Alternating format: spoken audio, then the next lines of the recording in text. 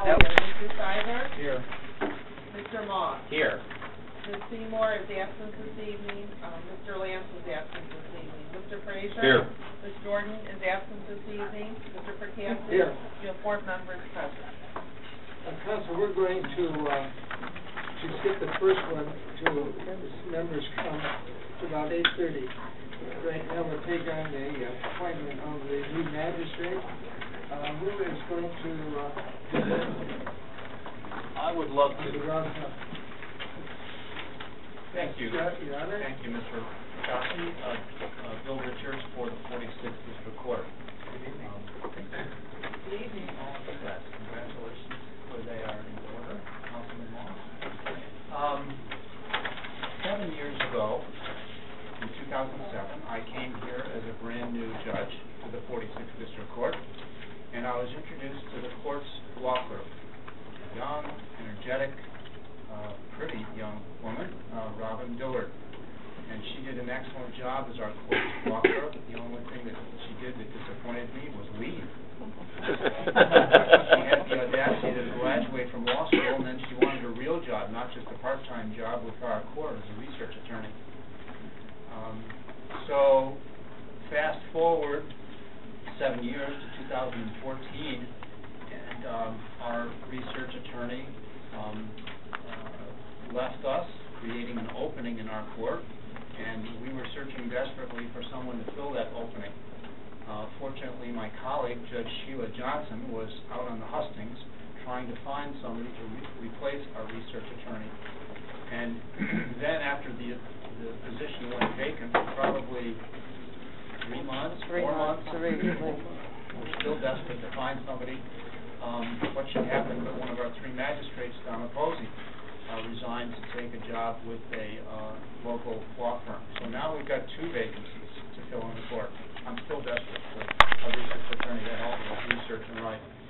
And then Judge Johnson came to me with news that I welcomed, that we had gone full circle and that we had found Robin Dillard-Russaw, because as time went on and after she left us, she had the nerve to get married and have a baby.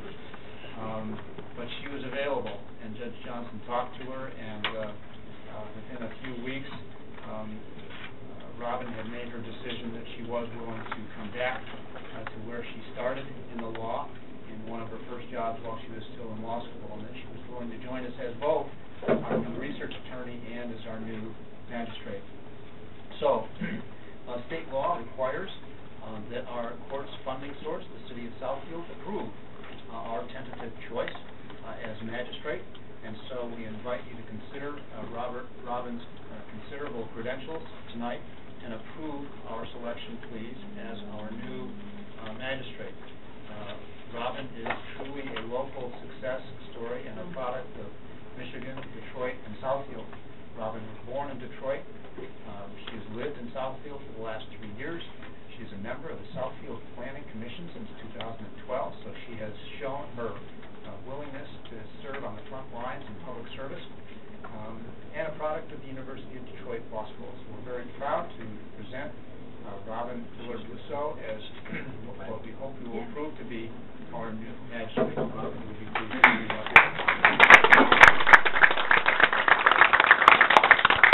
So, if you have any questions for either of us, we'd be delighted to answer.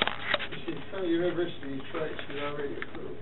Aye, aye. Aye, aye. I'd like to let the record show that Judge Nance is here and Judge Johnson is also here.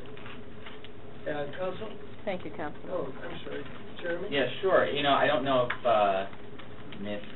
Dillard-Russaw knows this. Every time a planning project comes to City Council, we get the minutes from the Planning Commission. It really helps us kind of get a huge background of what goes on and what comes to us at Council. So I see your name constantly in the minutes, and your questions are thought-provoking, and you know, the same questions that I would ask here on Council before it gets to Council, so I don't have to ask them. So I just think, you know, yeah, with that thought-provoking and attention to detail, you're going to do great in this position. Thank you. Is it Rule 10? Pardon? Are we giving a Rule 10 tonight? We can, yes. I move a Rule 10. Support. It's moved by Mr. Seibert, supported by Mr. Moss. All in favor signify by saying aye. Aye. And then no nays. I would move confirm the appointment of Robin Dillard-Russaw as magistrate, 45th District. Support. Yes, moved by Mr. Cybers, supported by Mr. Frazier. All in favor signify by saying aye. Aye. Aye. Nays, none. Are we going to have, when is the next public meeting? 2 weeks. 25th. The magistrate will be sworn in when, Your Honor? I think, Well, that's a good question. We've got several other steps to go before she's ready to actually take the bench, some required training programs and so forth, so we could do it. Could we do it on the 25th? Is that possible? Or? That's fine. Yeah, I'd like to You're have at it your out service. in the main chambers. As a public speaker you are. And bring your family and everything like that. Yeah. I do have one question. And I would Mr. Frazier? Yeah, and the question is, will being appointed to the magistrate indicate that she has to reside from the planning commission? What a good question. We have thought about a possible conflict of interest there. We've decided ourselves that we don't see any, but we're asking one of our oversight agencies called the State Court Administrative Office to weigh in on that too, to get full permission so that she can consider both offices. Mr. Seibert? For Judge Richard, you said something that provoked a thought in my head. You said that we come here because we're the funding base for district court. Does that mean that you have to go to Bingham Farms and Laser Village as well for her appointment, or? No, we consider Southfield really our exclusive funding source. Okay. It's a complicated financial arrangement where Well, we give some of our fees to the other four communities. To make it faster. That's right. Okay, thank you. Okay. Any other questions? Well, welcome aboard. Thank you. Thank you so much. Right. Thank you.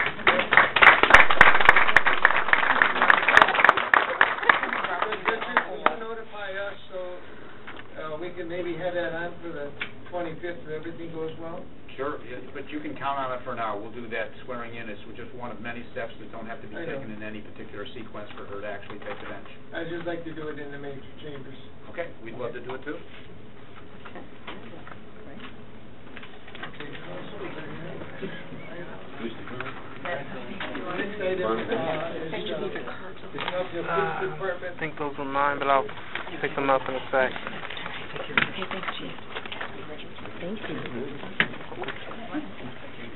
Chief and Senior, because you're both on the 3 and 4 item.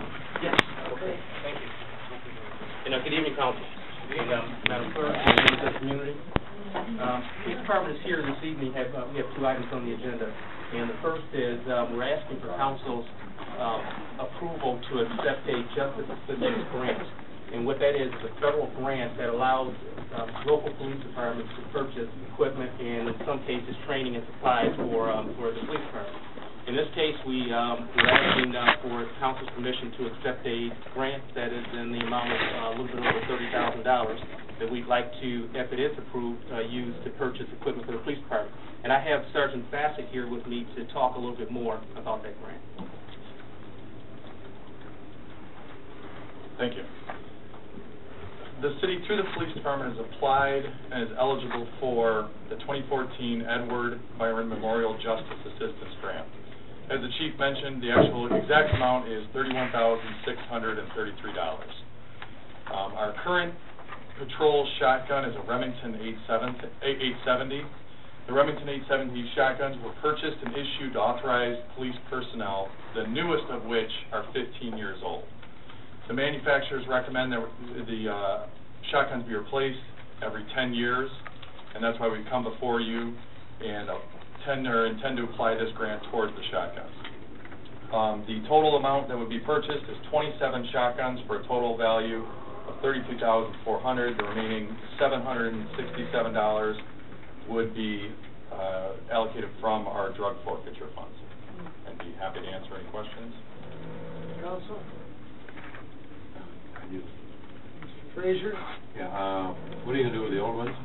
The old ones, at this time, we're going to maintain those weapons in our armory, just in case there's any reason for it, but at this point, they'll stay with us in our armory. We don't have any plans to sell them, or to, again, they'll be collected from the officers and kept in the armory.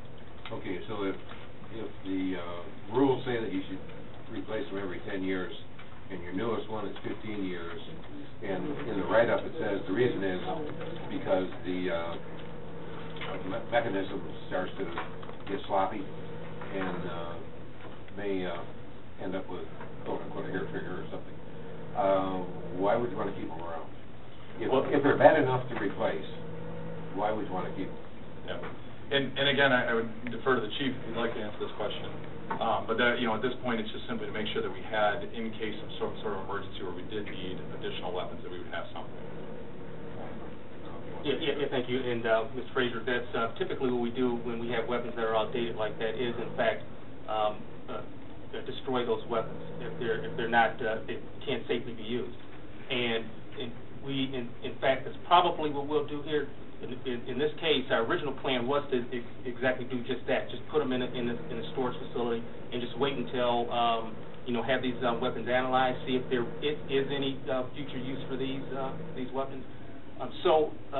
Just to expound a little bit more on what Sergeant Bassett says, it's still undetermined exactly what the end game will be with those weapons. But I'll tell you this, once those weapons get end of life and they're not safe to use, then we won't use them, and we won't give those weapons to any other agency to use either.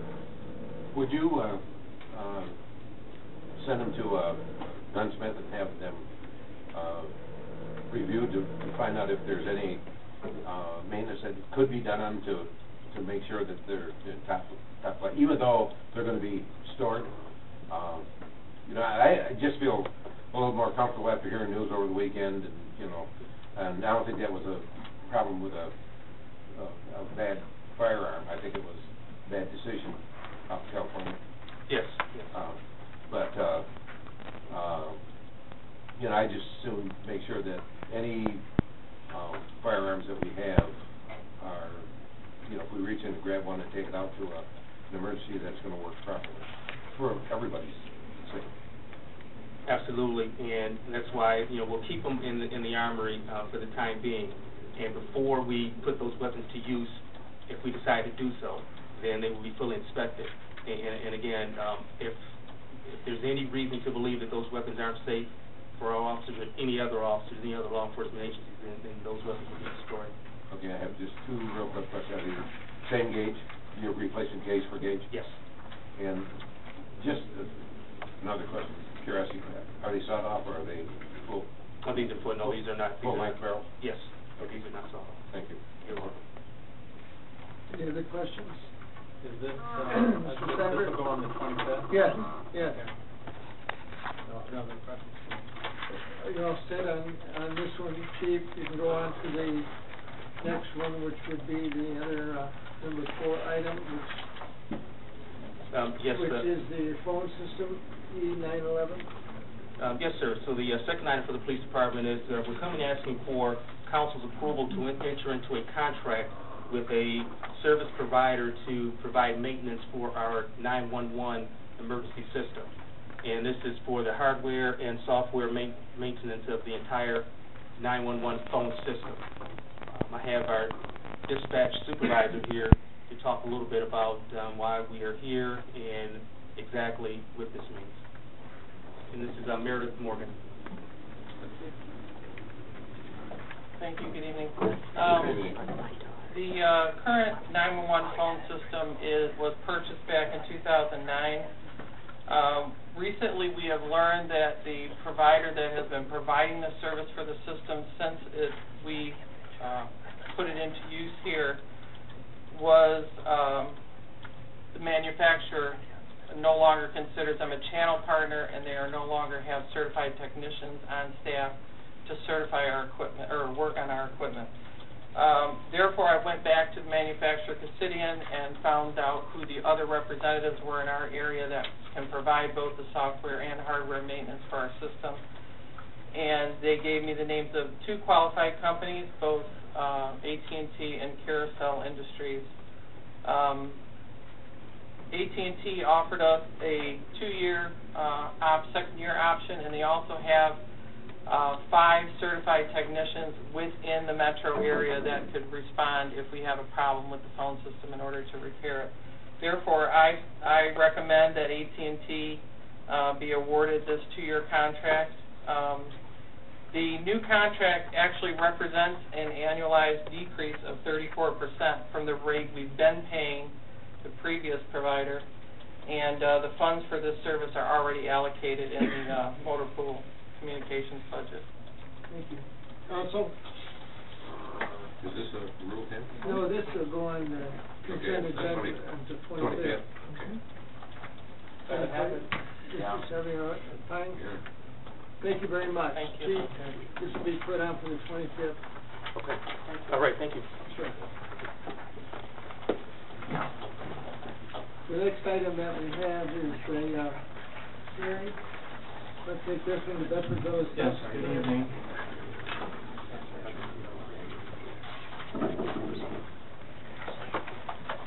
Council may recall, in October of 2007, Site Plan 1251 Bedford Villas was approved by the council, which consisted of approximately 34,000 square foot addition off to the existing Bedford Villa Senior Assisted Living Facility located at 16240 West 12 Mile Road.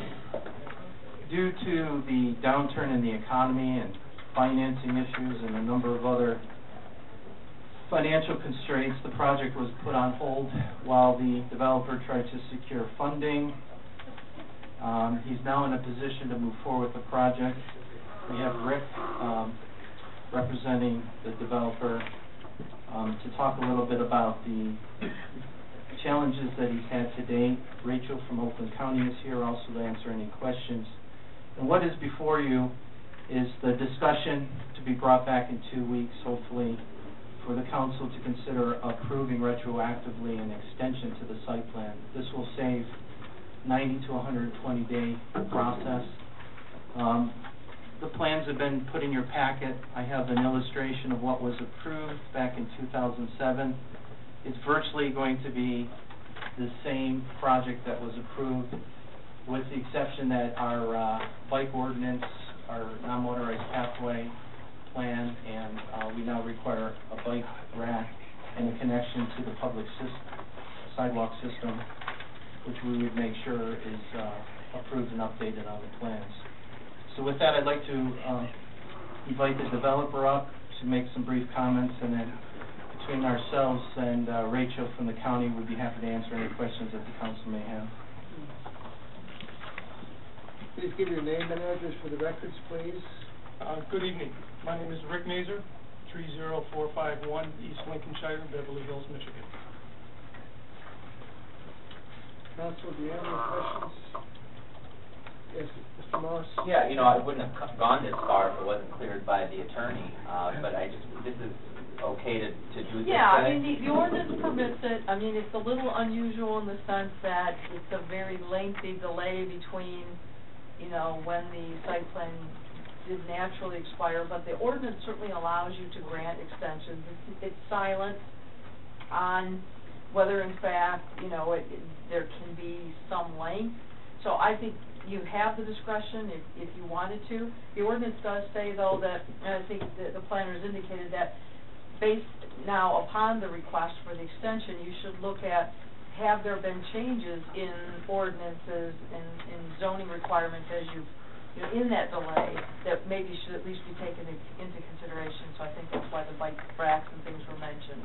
So this was originally a rezoning and site plan? Just a site So plan. it was just a site plan? It was just a site plan. This is a nursing home. Right. Okay. And hopefully, if there's a consensus, we bring it back in 2 weeks as a consent item. So we're not asking for any decision tonight. That would give us 2 weeks to make sure that they're in compliance with our ordinance standards today. Okay. Mr. Zorn and then Mr. Saber. I think the council needs to be aware of a certain fact on the site. This is very unique in that no wrongdoing of the applicants, but when our financial markets collapsed in fall of 2008, their actual lender was one of the lenders taken over by the FDIC. And we are yet to see a full restoration of capital markets and the lending parameters. And even his terms of his loan are much different than what was originally granted. And in discussions that myself and Ms. Freeman had with Oakland County Economic Development team, You know, we're somewhat excited because this is one of the first deals and it's much closer to the original terms. And for as much as people are talking, we're still not seeing lenders lend the way we'd like to. So I think that in itself is a unique circumstance. And, you know, I know at this point it's typically planning, but what happened in 2008 is almost a, you know, almost a Great Depression. We have to go back where you see banks being taken over and such. And, you know, so what we're excited about this project from an economic development standpoint is just seeing the lending happen. Mr. Saber? When I opened my packet over the weekend, I was really pleased to see this. I was surprised I didn't know it was in the works. I approved it in 2007, and I certainly will approve this again. When I drive by there, and you can hardly see the building for the vegetation. Wasn't too long ago I was thinking about this, what's ever going to happen to Bedford Villa, so my wish is being answered. Thank you. Yeah, through the chair, I wanted to point out that they have cleaned up the vegetation around the site recently. They are whole on their taxes. And before any further questions, I wanted you to mention the economic impact with jobs and how much money that you're going to... Once completed, again, thank you for your support, going back now 7 years ago. Once completed the renovation, and we got an elevation right here. As you know, the existing structure is a single story. It was originally built in '64, had about 35 rooms, if I remember correctly. When the renovation is complete, we'll have a total of 75 assisted living and memory care. Approximately 53 will be private pay assisted living, 22 for the memory care. In total, just under $8 million worth of new development and 60 to 70 jobs, full and part-time. Mr. Frazier? Yeah, I have some questions for you and some for Yes, sir. Mr. Crook. Can you explain what memory care is? Is that like Alzheimer's? Alzheimer's dementia, yes. Okay, all right. You got a new name? It's a little softer, but yes, memory care. The facility is going to be licensed both from a brick and mortar standpoint and from an operational standpoint, from the real estate, adult foster care, and home for the aged. Okay. And over time, the terms will go ahead and change a little bit, but memory care is one of the more recent ways of describing the Alzheimer's dementia. Okay. It was a foreign word to me.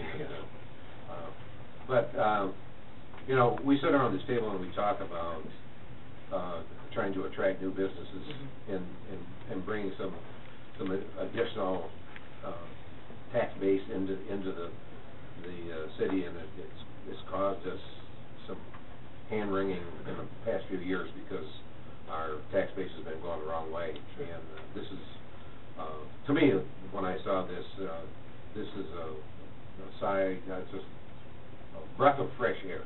I sighed when I saw that, hey, it's coming. Now, so I'm also supportive of this. I do have a question for Mr. Crow, and that is, this is an unusual situation, as our attorney said, of the lapse between the approval and now, regardless of what the circumstances were that caused the lapse. My question is, are you prepared to do this to the next person that comes in? Well, what I would say is that I looked at the conditions of approval, and it says specifically on this plan that the council could extend site plan, and there is no time period. Now, we as a city have the ability to revoke a site plan after 12 months if we don't feel that there's a just need. And so if we, as a city, wanted to, we could have started the process to revoke the site plan, but we were silent on that till now. So the answer is yes, given what the specific circumstances of the approval were at the time. If I could interject as well, I Please think do. that it is a case by case, because certainly the request to extend the site plan by the actual words of the ordinance says that it's done in conjunction with what's going on in the area. And you might find in another situation that in a 7-year period maybe the area's changed, maybe the zoning has, so there could be things that have impacted during that span that aren't present here. And so looking at this, you feel comfortable that really nothing's changed other than, you know, you get a site plan that you approved 7 years ago. In another situation, you may not. Things might have intervened in that period that would say, you know, we're not in favor of extending the site plan. So I do think it can be on a case-by-case. No, and I can appreciate that it could be on a case-by-case basis. I just don't want us to set a precedent that as we go down the road, we're sorry that we did it. I understand. We have done it in the past, that, Sure. you know, we should have never done that one, Mm-hmm. because now they're using this against us. Right. So, and I don't have any problem, in fact, I'm in favor of it, and all the things that we've been asking, you're trying to satisfy. It's an internal struggle, not an external. Right, and if I could remind the council that we did do 2 consecutive extensions for Lawrence Tech. Mm-hmm. Now, at the time, when we extended it, it was for a 12-month period, and so they were then required to come back.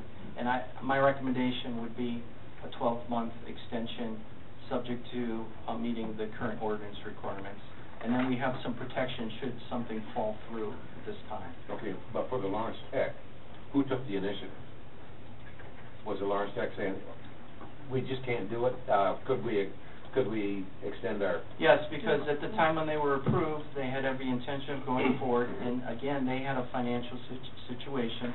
In that case, they approached us just as the 12-month time period was ending, and we suggested that they come forward at that time instead of letting it lapse. Because it's always been my understanding that the developer has to show the initiative, come in and tell us that something has changed on my end that I can't satisfy what I thought I was going to do, which does happen. Right, but I believe, though, there's a standard that if nothing is being progressed in 12 months, the city can initiate the revocation of the site plan. Okay, well, the old rule of when a horse is dead, quit beating on it. So, I'm satisfied. Rachel, would you like to say something? You're all set. Hi, thank you. No, I don't feel that I need to say anything, but if you have any questions, I'd be happy to answer them. Any questions of Rachel? Okay. Thank you very much for being here. Sure, thank I think you. we should have a consensus, just so that the gentleman knows that we support his project. Yeah, so this will go on the consent agenda? No, This will go on site plan. Okay. Well, I we think were the asking proposal for was for consent. Yeah.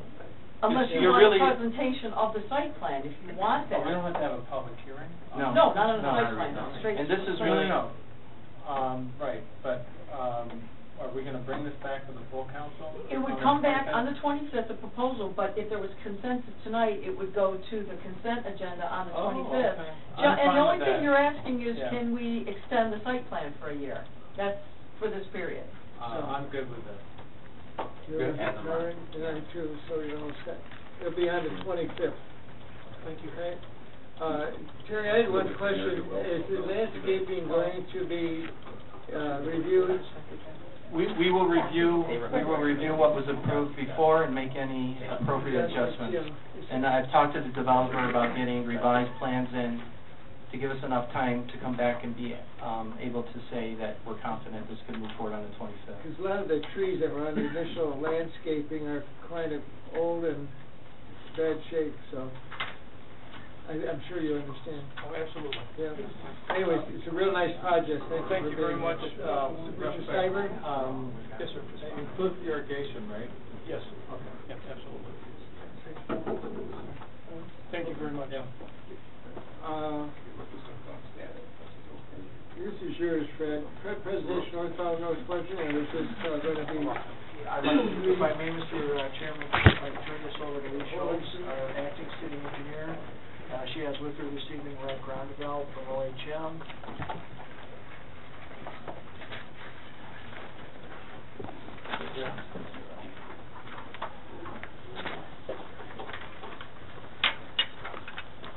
Lee, whenever you're ready, they set up the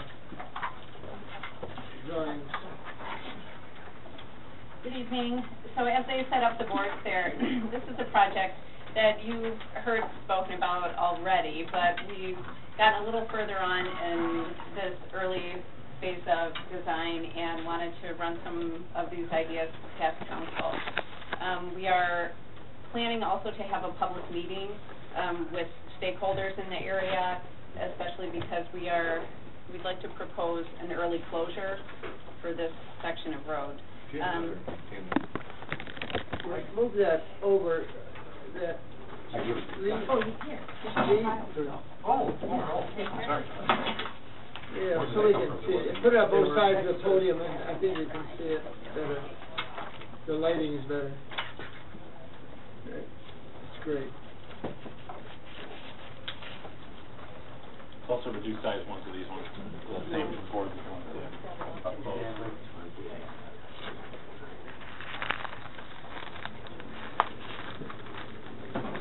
Go ahead if you like.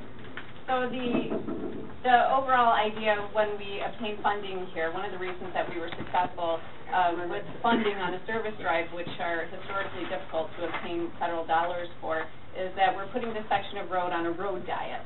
So this service drive has currently 3 lanes, this northbound northwestern service drive, and we're going to be removing one of those lanes, predominantly from the private property side, adding some green space there, but because of ramps, there are some areas where we're able to add a little extra green space on the sound wall side of the freeway.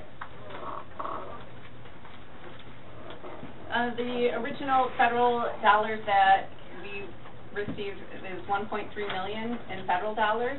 So that is pretty much maxed out. We knew that we were probably going to have to do a little bit of a heavier fix. At first we were looking at the road and the condition of it, especially over this past winter, we were thinking we may have to reconstruct the entire road. We've since done some soil borings and found, it's really those top, it was overlaid with asphalt in the past, and most of that asphalt is completely deteriorated. But we really just have localized sections of failed concrete underneath. So that'll really don't justify having to reconstruct the entire road. There will just be a few areas that we have to undercut that concrete and make repairs.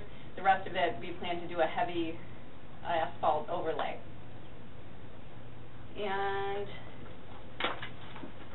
well, I'm sure if you were unlucky to have to drive this section this winter, this is a really bad section of road. Our DPW spent lots and lots of time on this service drive this winter.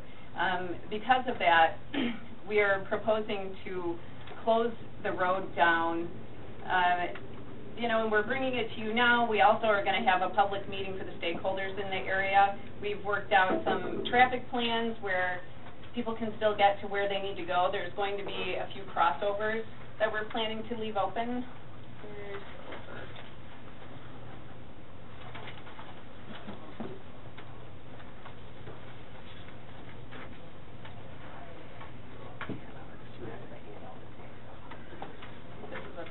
Okay.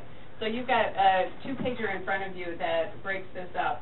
So when we were talking about closing this down entirely, there are still going to be a couple of these bridges that will remain open so that there will still be access from one side of the freeway to the other.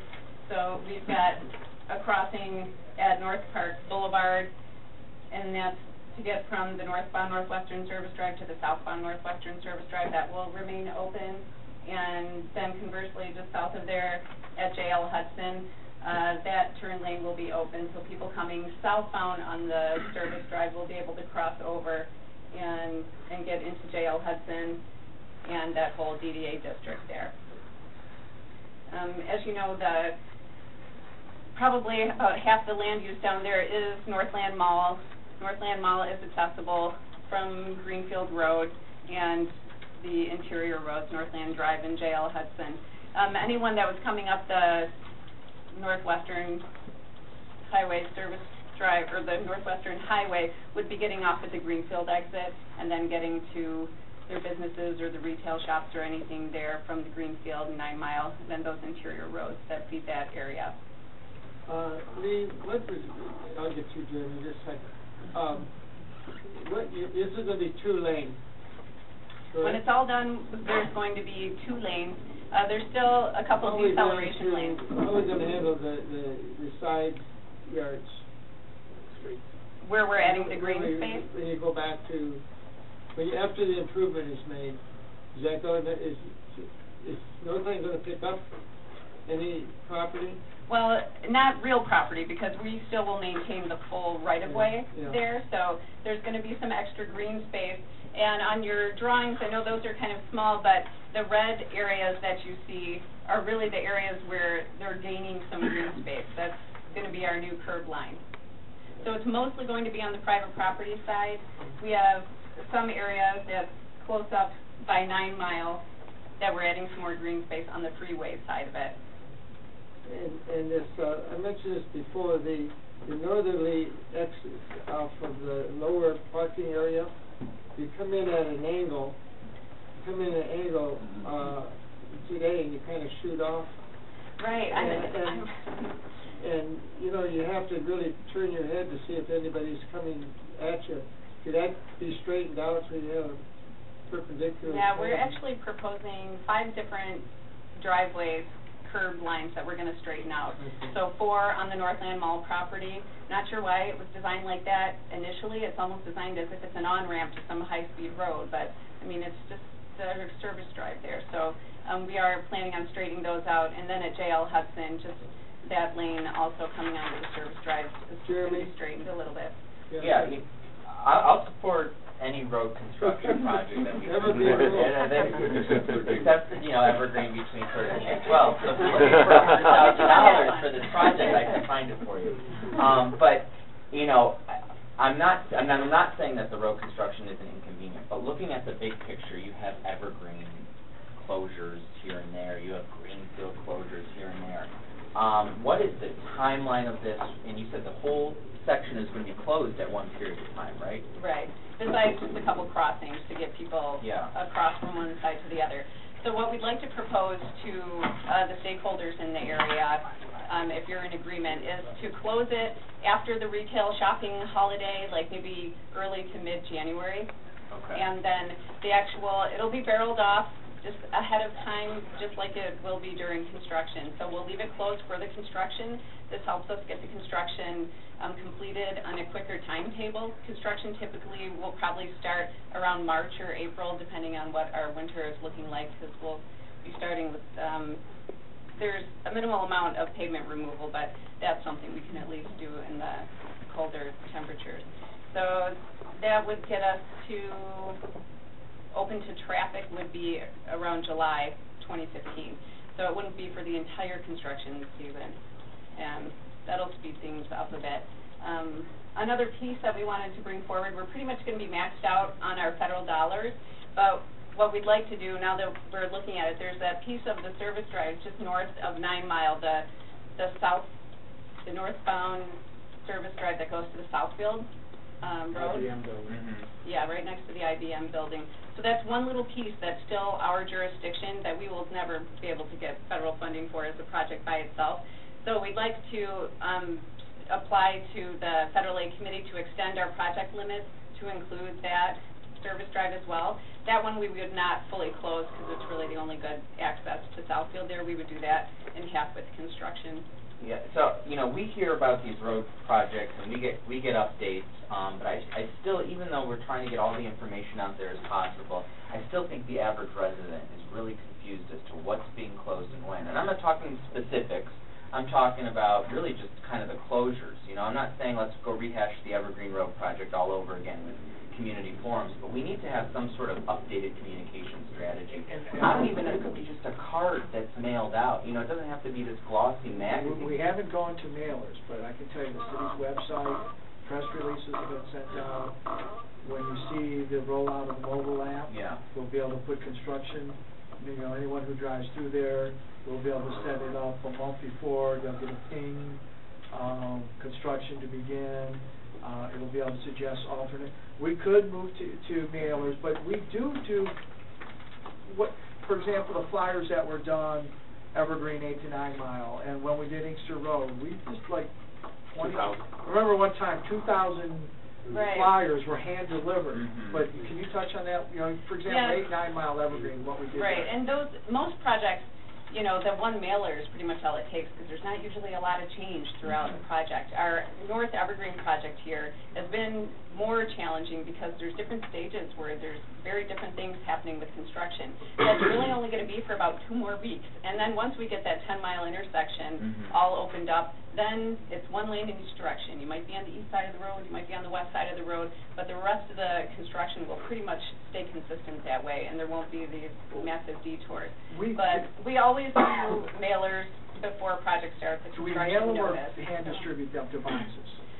We mail out, it kind of depends on the timing, how quickly. Sometimes the contractor is wanting to start and we're not quite ready, but we hand deliver when necessary just to make sure people have it at least 5 days or so before the construction starts.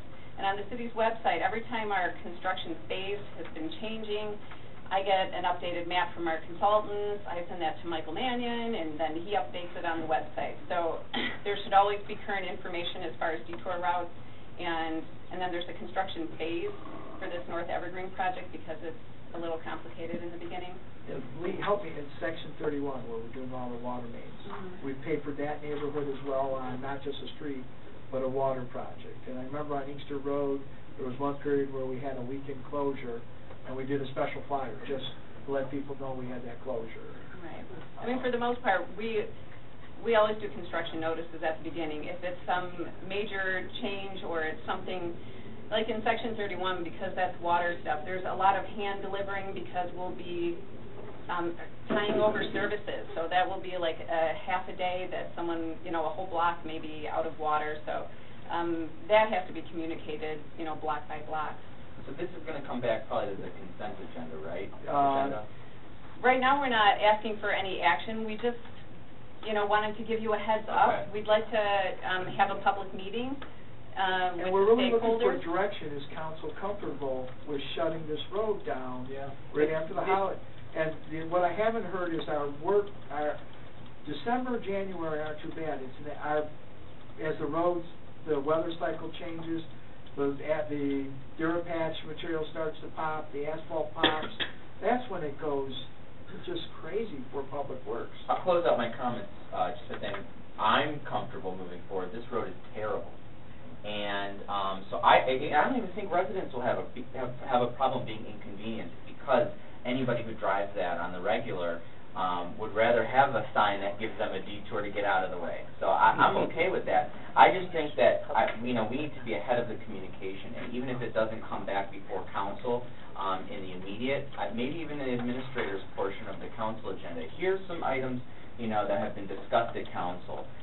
This is affecting every Southfielder that drives in the southeastern part of the city. It's it's not coming yet back for approval right now, or for anything that the public can see on this meeting, but just to give them a heads up that this is coming. It's good PR for us too, because we're ahead of the road construction, or we're a little bit behind, but we're using the money that we can to address the worst issues here in Southfield. Mr. Saban and Mr. Fisher? Lee, you said that you're going to do a community meeting. Does that include Northline Gardens and Magnolia? We hadn't even talked that far ahead of where the mailing was going to go to, but I think that would make sense, because those people... Our folks all come across to Northland from the bridge there. And those bridges will still be working. I'm sorry, Councilman. Yeah, but they also, some people get off, rather than get off at 8 Mile, they get off at 9 Mile from Hudson, because they're coming up the lodge. But we're not closing the bridges, correct? I mean, no, but when you get off the freeway, right, you're on the service drive, right? And then you go up to 9 Mile and come back down. So I would include those two neighborhoods. Okay, absolutely. And then the southbound service drive, I mean, that's still going to be open and function, and unfortunately, it's not part of our road project. Right. It's in better shape. It is in better shape. Mr. Frazier, then the clerk. Yeah. Thanks. Can you explain to me the reason for closing the road in January when construction won't start until March? It's really because we had such a difficult time maintaining that road this past winter, and I just don't think it's going to be yeah, I don't think it's going to be any easier to maintain, and that took really a lot of our forces and efforts from our Public Works Department. And we had looked at doing some, you know, maybe just a 1-inch skim coat overlay to try and get us through, but we really didn't feel that a 1-inch would even last on that road in the condition that it's in, and that was going to be, you know, like $300,000, I think. So, and that was money that we were just going to have to, you know, it would just be throwaway. We'd have to pull it back up. It's in really rough shape, and right now, you know, the potholes are filled and it's a bumpy ride, but at least, you know, there's no craters in the road. As soon as we start with that freeze thaw again in the winter, it's going to be daily of us out there.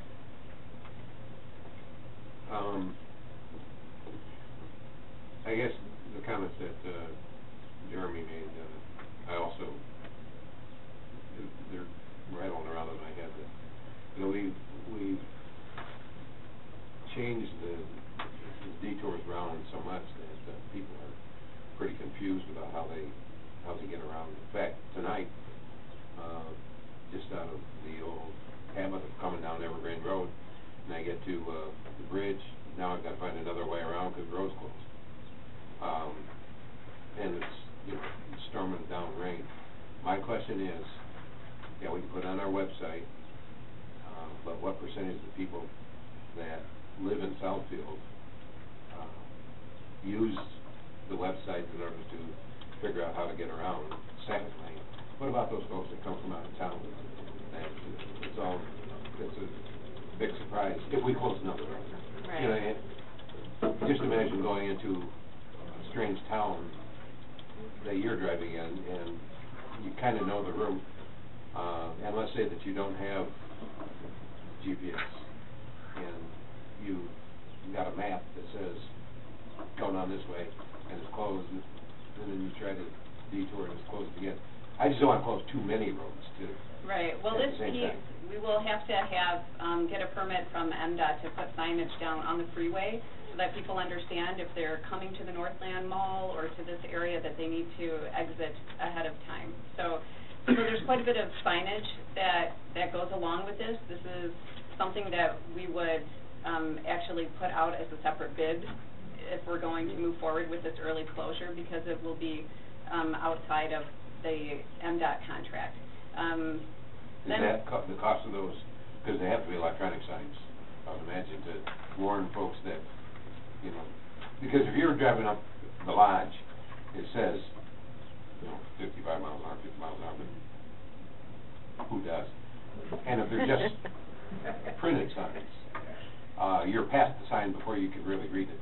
If you're trying to dodge cars and read signs and everything else, so the electronic signs that, and I'm saying that you have to have more than one electronic sign, because if you're watching out for traffic at 80 miles an hour and trying to read a sign at the same time, and it's just a small sign that says, you just passed your license.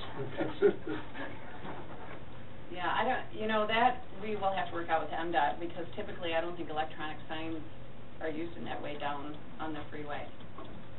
So There will be a lot of those. We'll check that out. We'll also check out the MDOT message boards that they use for drive safe and the that's what softer messages. I was trying to think, do they have some on the... On the lodge, yes, they do. They do, We can coming feed north into of? that network. Because once a person gets past 8 Mile, and then they find out that 9 Mile is closed, now they've got to go to 10 Mile. Right. And, you know, try to work their way back. And double back, yeah. Well, the signs are supposed to be there to make that not happen, but like you said, it's, you know, there are going to be orange signs, maybe in a time when we don't have a lot of other construction signs. Right now, there's so much going on in the area that sometimes people maybe aren't paying attention to the details.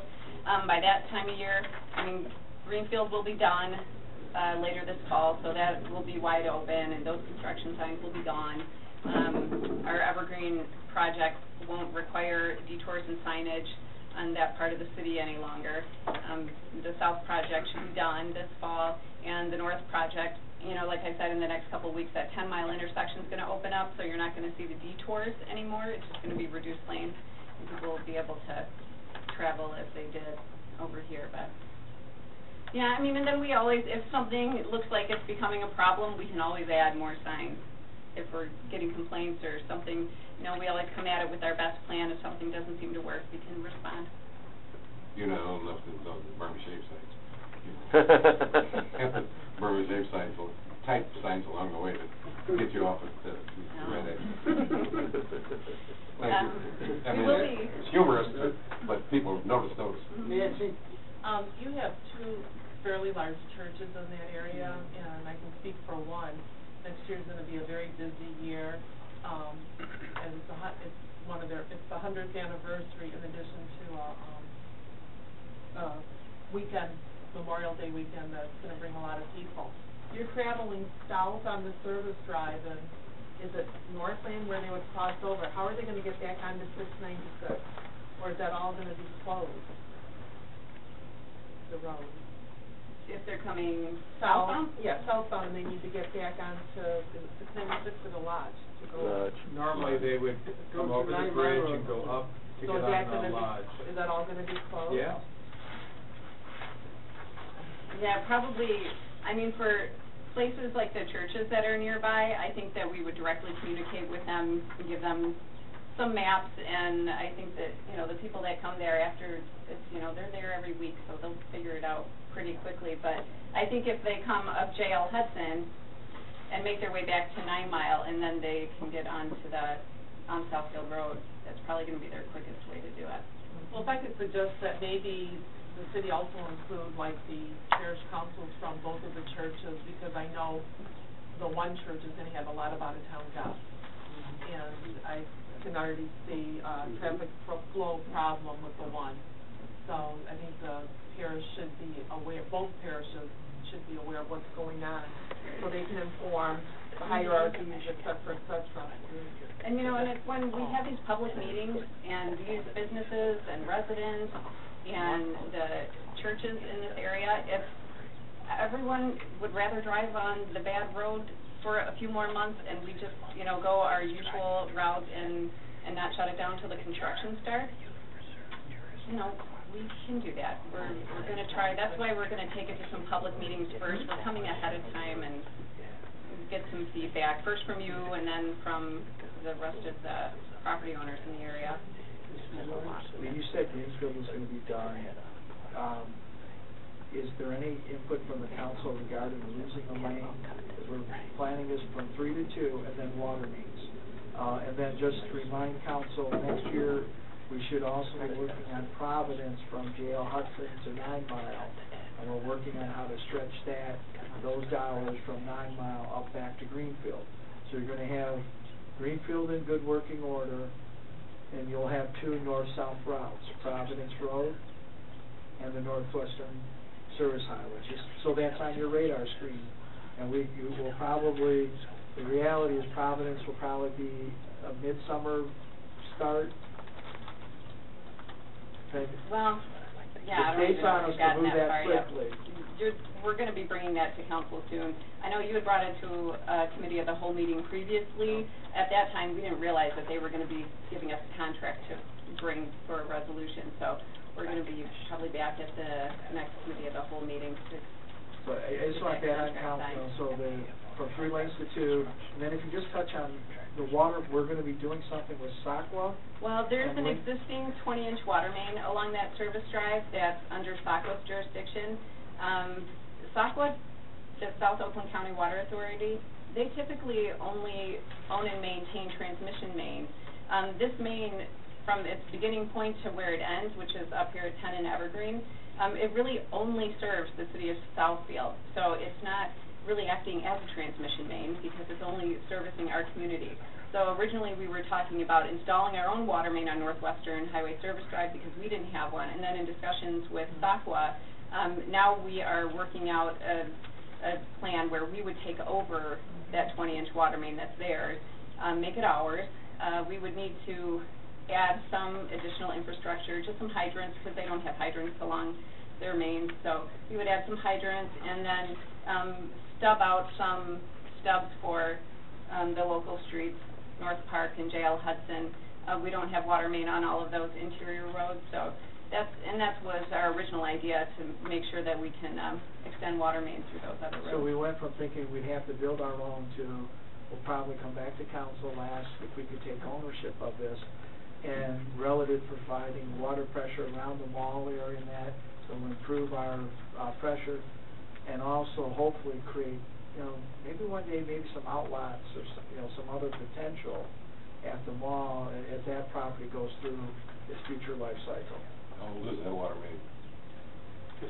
It's about a 50-year-old pipe, but it's a pre-stressed concrete, so it's typically about a 100-year pipe. And obviously, we might be taking on some, that'll be part of our decision tree and going through that. But I want to make sure that there's a comfort level with council, that you see what it is we're thinking, and, the 2-lane, closing the road, and the water main. Yeah, you're the engineer. How many years comes off a water main once you punch a hole in it? Years comes off of a water main once you... She's talking about putting stubs in and Right, we would... and hydrants. While we've got the road shut down and we can access the main, we would go down and make... But does it weaken? What I'm saying is, does it weaken? Well, we'd put a T in, so it wouldn't just be a tap-in pipe. We'd cut the pipe open and put a T in it, and then be able to put stubs out for future connections off the pipe. It could have been done really any point in time over the pipe's main, since we're going to be doing the road now, and really the city's looking to increase fire protection down here.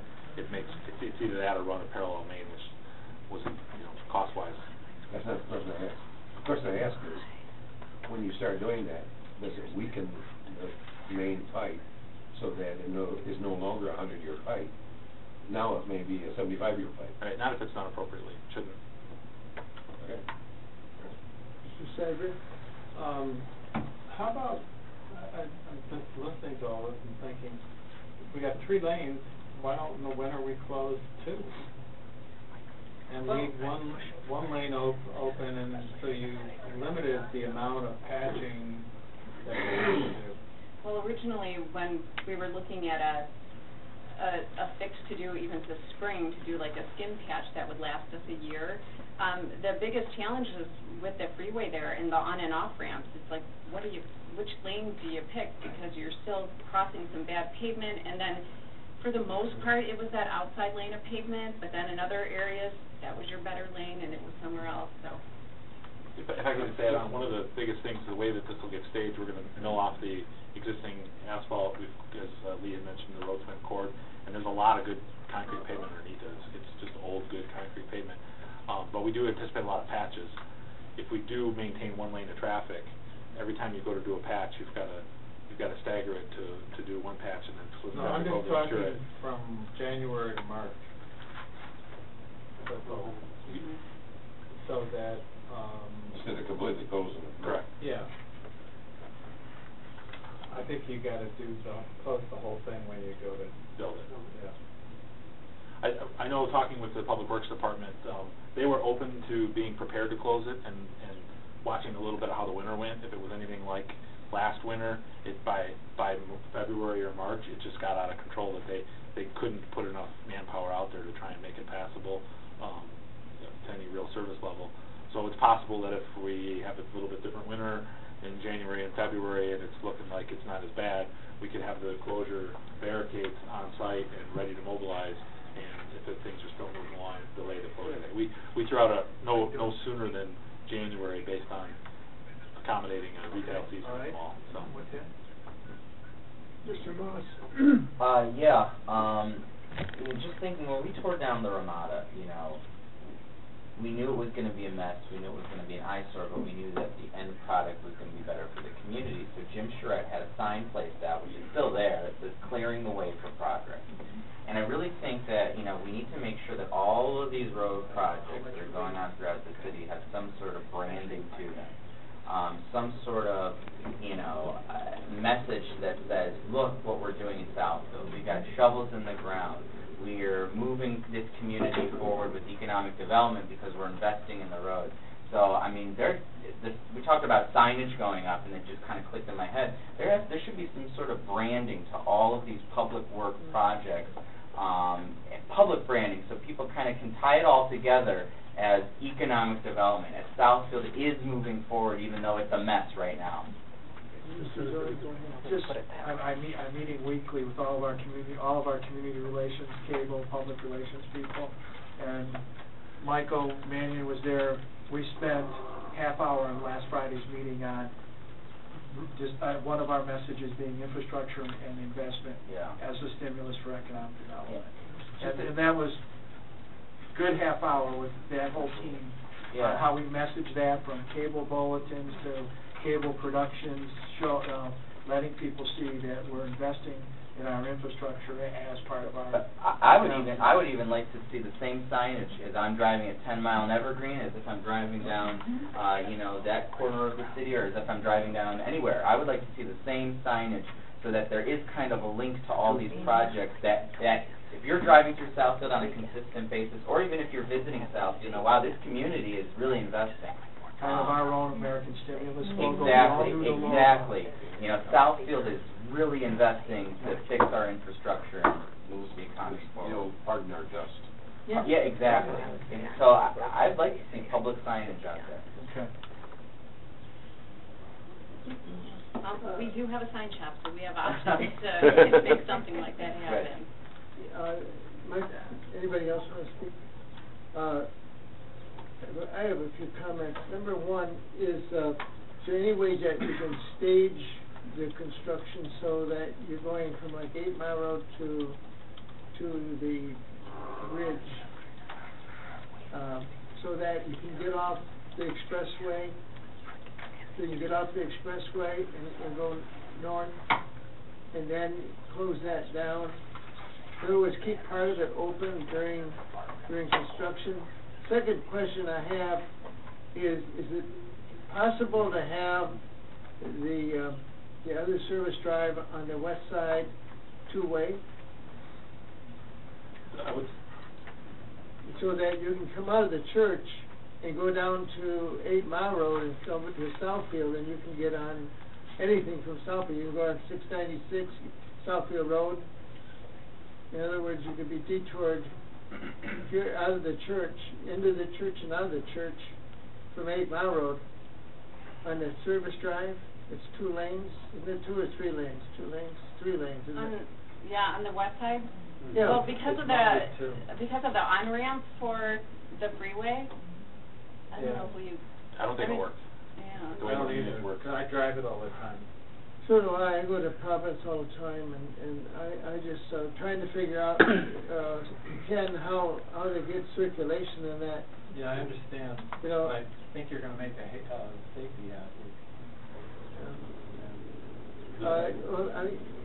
How does anybody get to the lower part of the shopping center? Well, I mean, from 8 Mile, that first part of the service drive will be open just to Northland Drive right there. Yeah. So that will be your first in to get into the complex. The ramp, the exit ramp off of Northwestern, that's the Northland exit, we would propose to close that because first we were looking at trying to keep that open, but you're basically directing people right onto the private property, and really that's a traffic no-no to, if someone's trying to get somewhere else, you don't want them getting dumped off into someone's private parking lot. Well, I'm concerned about all the stores, but Macy's is very important to that development, and if they get cut off from that big parking lot, that's where most people park to go into Macy's, and I would hate to see them have a serious problem where they lose.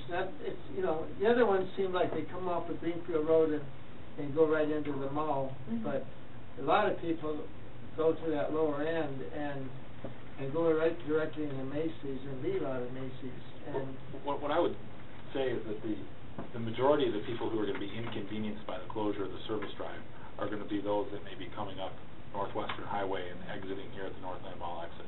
So as was discussed earlier, we'll put a lot of effort to try to let people know long before they get to the 8 Mile exit that if your destination is Northland Mall, the exit, because the 8 Mile exit, the 8 Mile / Greenfield exit and the Northland Mall exit are only like less than a half a mile apart from each other. I mean, they're very close together. So as far as distance-wise, we're not really inconveniencing people to have to travel a whole lot further to get off at 8 Mile and Greenfield, as long as we can do an adequate job, as was pointed out by Councilman Frazier, of notifying them before they get to the 8 Mile that you need to exit here if you want to get to Northland Mall. And then whether they exit at 8 Mile and Greenfield and go up Greenfield and choose to come in, or whether they go on 8 Mile, the 8 Mile will still be open on the service drive up to the Northland entrance. So I think we can hopefully do a pretty good job of letting those that might otherwise use the Northland exit to tell them before that exit to get there. And then by waiting until at least after the holiday season, hopefully we've tried to accommodate the rush.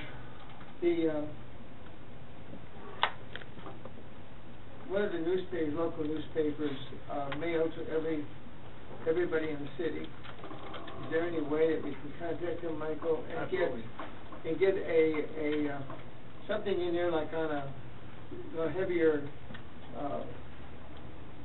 paper that they can hang up somewhere or show somewhere, let them know what approximate dates are closed, approximate dates are going to be open, and they can have almost a map of that area showing, so that they have,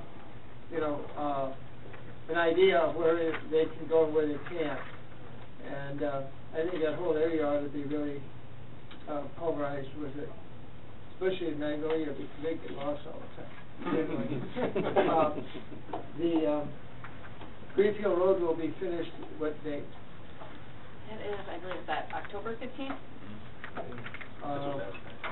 And so far so good. They are going gangbusters out there. The water main, I've heard, is in, so they're just waiting for their testing to come back. The concrete machine was on site this morning. Oh, it was? Okay. Road, I drove it this morning and I mean, something was there. What's the estimated cost of this project 8 to 9? The overall construction cost. Construction cost is just shy of $3 million. Yeah, well, quite a bit shy, right? 2.3. Well, the total, oh, and then the federal funds are $1.3 million, so the net share with engineering and the federal funds is a little over $2 million. These are preliminary and include some contingencies for things we're still working out. And it's the last thing then, whenever, that project's so tight, and I hope that when they're working on one side of the asphalt, they don't put all the heavy equipment on it and then do the other side and fracture all that work. You follow me? Mm-hmm. And also the streets that the construction people use to get to the projects, I hope that we watch those roads so that we don't tear up roads that aren't torn up. Right. We get ourselves in a situation like we did the service drive just northwest of Lasher Road, where the Marriott is and the center. And those are used for construction for 10, and they just came up that ramp and the whole service drive was gone, really. It's almost as bad as 8 to 9. It's really rough. And I'm sure that the new people who are buying into that DTE building are going to be screaming too, as well as people who own the Federal Mogul building, both the Lasher Road and the service drive are going to be hit both sides with terrible roads. You want to touch on that? And that should really be, an economic development factor. And we talked about these businesses and trying to get people into them. We heard that on Federal Mogul's new piece on 11 Mile Road. They were concerned about the road in front of their project as well. So. Right, where Federal Mogul, I don't know if it's existing or former, on that service drive there. So we do have funding for that piece of that service drive from Berg all the way southbound down to 10 Mile Road.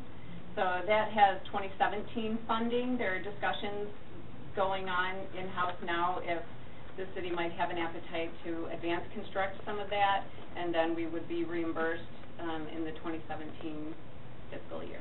Well, we got to find the money for all this Well, stuff. Right. The money from the state will be available October 2016. 2016. Mm-hmm. So we're looking at moving to Southfield, and this may be a possible road candidate. OHM is the engineer on this. We've instructed them to proceed with design engineering to move this forward, and also begin to enter into conversation with the Oakland County Federal Aid Committee as well as MDOT about what that would look like if we did advance those funds. It's gonna be a tricky one, that piece between, Alliance and Lasser. Yep. Because at busy hour, that is jammed. Well, and some of you, there will be an announcement on the former DTE building, month of October, but we're already looking at that stretch of Lasser from Civic Center to 11 Mile to Civic Center Yeah. as an economic development branch, similar to what you're gonna, what we're gonna be acting on for 11 Mile west of Telegraph and between Frankfurt. You know, I think, we're not seeing really the development that is happening in the city, but I know that everywhere I go in the city now, we're backed up. And it used to be that way, prior to the recession, and then it went down, and maybe the second or third car in line, all of a sudden now you're backed up. I know 12 Mile Road, 11 Mile Road, all these streets are, expressways are all jammed. And it's a good thing, really. I know it's probably inconvenience to people, but it's good that we have local people living and local people now in these office buildings. I don't think the residents mind at all. I really think that this is good for the city, and we should be promoting it with a good message to it. Anything else, Council? No. Okay. Thank you very much. Thank you. I really got a tough one there, but he's got all the answers. Lee, how's Evergreen Road while you're here? Is that kind of on track? Our North Evergreen project? Or Evergreen right here? Right, yeah, this one is, that 10-mile intersection is supposed to open up a week from Wednesday. So that will be a big relief as far as the detours go for people like Councilman Frazier and myself that sometimes forget when you're driving around that you can't get through right there at 10 miles. So, it's still going to be reduced lanes, one lane in each direction while they work on the west side. The only other update is that crossing, the large 60-inch storm crossing, is now not going to require a weekend shutdown. The contractor is staging it appropriately. They can do one side, they're going to flip and do the other, so we won't have to juggle that. And with Parks and Recreation schedules, we were trying to figure out how we were going to do that. They've got things going on all the time. I think that, I don't know, a couple times a week, that our highway department go to that Evergreen Road between 10 and 11 and fill all the potholes, because I know that one where the gravel is sitting, that's cut in, and they fill it back with gravel, and that gravel is gone, and boy, you go down that thing about, 6 inches. It is, in the westerly part of that square that they removed and put in this gravel, that's all gone, and you just dump it. And just further down in front of the church, there's a big hole, and I think all this traffic is now going that one lane, going north, and one lane coming back, but the one going north is still getting battered by what is happening, in the construction period. So I think they should just monitor that pretty close and make sure that the road is not falling apart to the extent that people are going to get their cars hurt. Right. That's something in this construction area that I'll talk to the inspector about to make sure that that's being monitored on a daily basis. If we need additional material, we can have the contractor take care of that. The chunk that came out of there and was replaced with gravel is almost in front of the library. Okay. I don't know what they cut that out for, but whatever they did, they kind of backfilled it. Okay. But that stuff is all come on out, and there's a big hole there, so, anyway. Yeah, and especially after we get big rain events like this, that's the first thing they are typically doing the next morning is to go out and check all the temporary gravel, because that can have a tendency to move around or settle. Yeah, we're gonna get 2 more days of this stuff too, I understand. Yeah. All right, let's move on. Thanks again, Lee. This goes to Mr. Block, I think.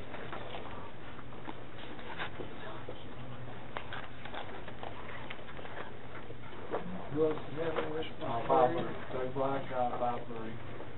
Okay. Good evening, Council. The Parks and Recreation Department is seeking permission to purchase 4 mowers as authorized in the fiscal 2014-15 budget. We are asking for council approval to purchase these mowers through the State of Michigan Cooperative Purchasing Program. Each of the proposed items has been reviewed extensively in terms of useful life, repair history, safety, and input from end users. Special attention was paid to making the equipment safer, more productive, and more multi-purpose than the equipment it is replacing, i.e. leveraging technology. Bob Murray, our Parks and Operations Supervisor and resident guru, is here to flesh out some of the details behind the purchase. Thank you, Doug. Well, when you think of a homeowner mower, you know, it goes out maybe 1 hour once a week. What we're looking at here is, you know, getting 2 new greens mowers, 1 for each golf course. Those mowers mow 7 days a week, the entire mowing season, and they get a head start over what most people, you know, do with their mowers. So there's a 7-day operation with those 2 pieces of equipment. The second one, which is a very large mower, mows, you know, like 9-foot swath of grass at a time. We use that for mowing the roughs on the golf course here on this site, and then when it's done here, goes out and mows all the large turf areas on this site as well. Probably gets 6 to 8 hours a day for 5 days a week. When the guy from Spartan came out to look at it for possible trade-in, you know, he was just amazed at the amount of hours that we have on that machine. And then the last piece, more of a parks operation mower being used to pick up where the big mower can't reach, the 0 turning radius mower. And then when we're done using that in the fall, it gets converted over to snow removal piece of equipment with a broom on it, and we'll use it all winter long to sweep off the lawn. So what we're looking at is getting 4 pieces, all Toros from the Spartan. We have money in this year's budget to cover the purchases. We're requesting a total purchase of $155,526.15.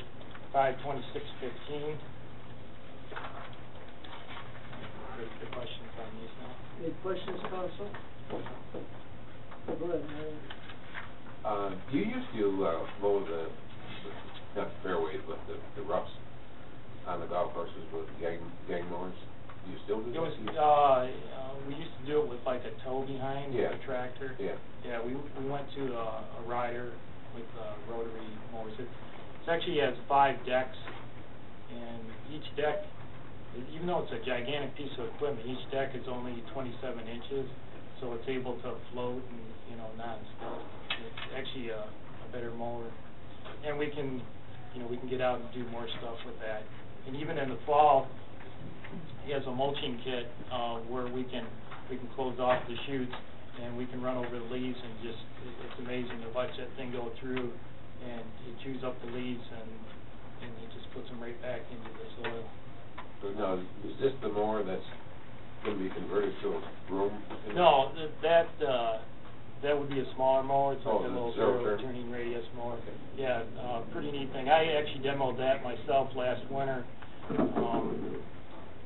They actually put rubber tracks on it, so it looks like a little tank, and it has a full cab with the heat and hydraulic broom, and it's a really nice piece of equipment. Now, all the diesel engines do meet the new EPA Tier 4 standards. So, you know, you might notice that the prices have gone up on these mowers, but that was, you know, so the manufacturers could cover themselves on the new regulations. Now, you're going to actually buy these after the mowing season is over? Well, it would be going to the 25th council meeting.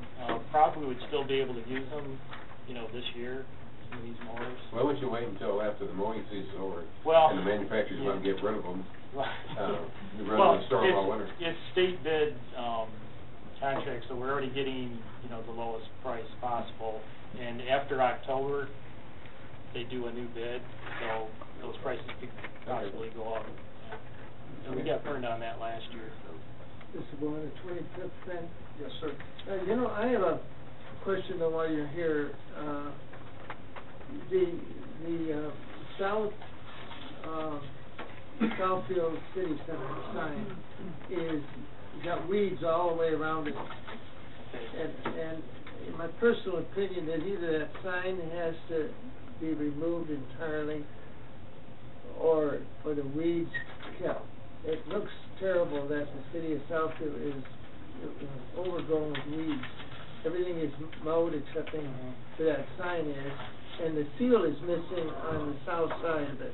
Yeah, that sign actually was hit in an accident, and we looked into replacing it, but then this project came up, and both of those signs are going to be completely removed as part of the road project, because the roundabouts go in that area. Yeah, I understand it's part of the new construction, but I just hate to see the weeds coming up. Either remove the letters or something. We will have the weeds come down, and if we could find this, do we have the seal? I think it's down in facilities. Yeah, I don't have the seal. I must have it. I know Mr. Brandt has a seal. I'm not sure if it's an older one, but we know some of them. But we will. I just do that or spray inside of it or something. But you know, it looks like somebody took the seal out of there and the weeds are all over the place. And it can't be mowed anymore. It's still an entrance into our city hall. They tore it all up when they You can whack them. Yeah. Yeah, it would And all we could certainly have our contractor get a nice rough finish grade and whack when you sod it, or if it doesn't have to be 2.5 feet. Anything else, Council? Thanks, Don. Thank you. Who's got this one? Ms. Freeman was unable to be with us tonight. We are requesting authorization. Lee Schultz may jump in too. Requesting authorization to submit a grant, Category A enhancement grant, to Michigan Department of Transportation to resurface 11 miles west of Telegraph to Franklin Road, a quarter of a mile of road. BSF, since we did the permit drain, and that was a project we received funding from the same grant, BSF has now purchased the building, and they have quite a bit more job generation. So we went back to the state and said, with this amount of job generation, what chance can we get for a grant? And we've got very positive feedback from the state. Please. Right. So the bridge deck, the bridge that we replaced was right here. That's the pernick drain you can see along the side. So we replaced that. The rest of the road was still in very rough shape. Traffic count's not really high enough for us to ever be successful. It is eligible for federal aid, but that was always a slim to none kind of chance to getting it. So, you know, we started talking to the economic development person at MDOT again about the chances, you know, since we just got one last year with the same company, you know, is that, should we not even bother? They said, no, absolutely, apply. It sounds like a good project, BASF. I mean, we're not using the same jobs that we had used for the bridge. They're bringing even more jobs to this facility. So it was really a good fit. So that is just been submitted recently, and then we'll be coming back to the regular council meetings to get the appropriate resolution to accompany our application. And so this is going to be a reconstruction, all in concrete, 8 inches of concrete. So from this Franklin and then the whole L-shaped piece to the cul-de-sac, there's going to be some storm infrastructure that's going to be going in as part of the new road and curbs, new driveway approaches to the adjacent properties. And it will be just local access during construction. BASF during the bridge project, well, of course the bridge was totally out, so they didn't really have a choice, but they do have access off of Telegraph, and then they had allowed the AT&T, they've got a facility that they leased here, a long-term lease, that they've got service vehicles, so they generate quite a bit of traffic, and we'll be asking again that they work with us to have AT&T utilize the BASF entrance during our project to minimize construction. But this isn't an apartment building on the south side of the street, and their driveways both are off of that stretch, so we've got to keep it open enough. Jeremy? Yeah, I've asked this before, and either I've forgotten the answer or I didn't like the answer. How so? Why does the BASF, or what are the steps for BASF to just purchase the road? Why can't we turn that stretch into just a private road if it only goes to BASF? Well, it almost only goes to BASF. So there is still the parcel here that BASF does not own, and then those are some apartments. You know, maybe just from the bridge to the cul-de-sac, and we have talked to them about it. You know, in the condition it's in, they don't seem interested. And, you know, maybe once the road is repaved, I mean, there's still, you know, some match money for us, so we're investing dollars here and trying to be good partners to BASF. It might be that after the road is brand new, maybe they would be more open to those discussions. Sure. All right. That's my perpetual question on this project. That question, when they were going through their tax tribunal a few years ago, that was one of the last ditch efforts made, because they were carrying on, you know, they were expressing concern about the drain and the road, and we were saying, you know, it's the reason for these tax appeals that we don't have the money. We did try to get them to take it, no interest.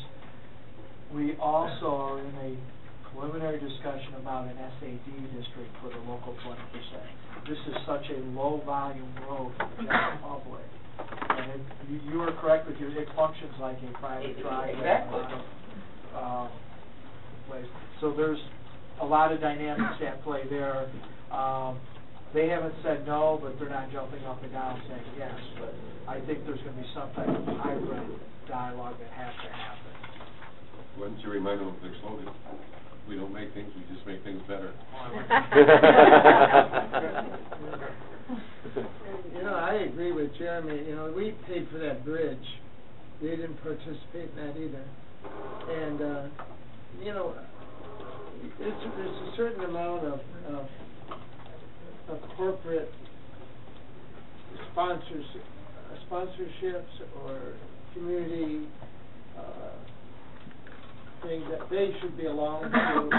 You know, we had a couple BSF at the Telegraph meeting the other morning, and I'd like to, I missed talking to the young ladies, but I'd like to discuss, you know, they should participate in some of it.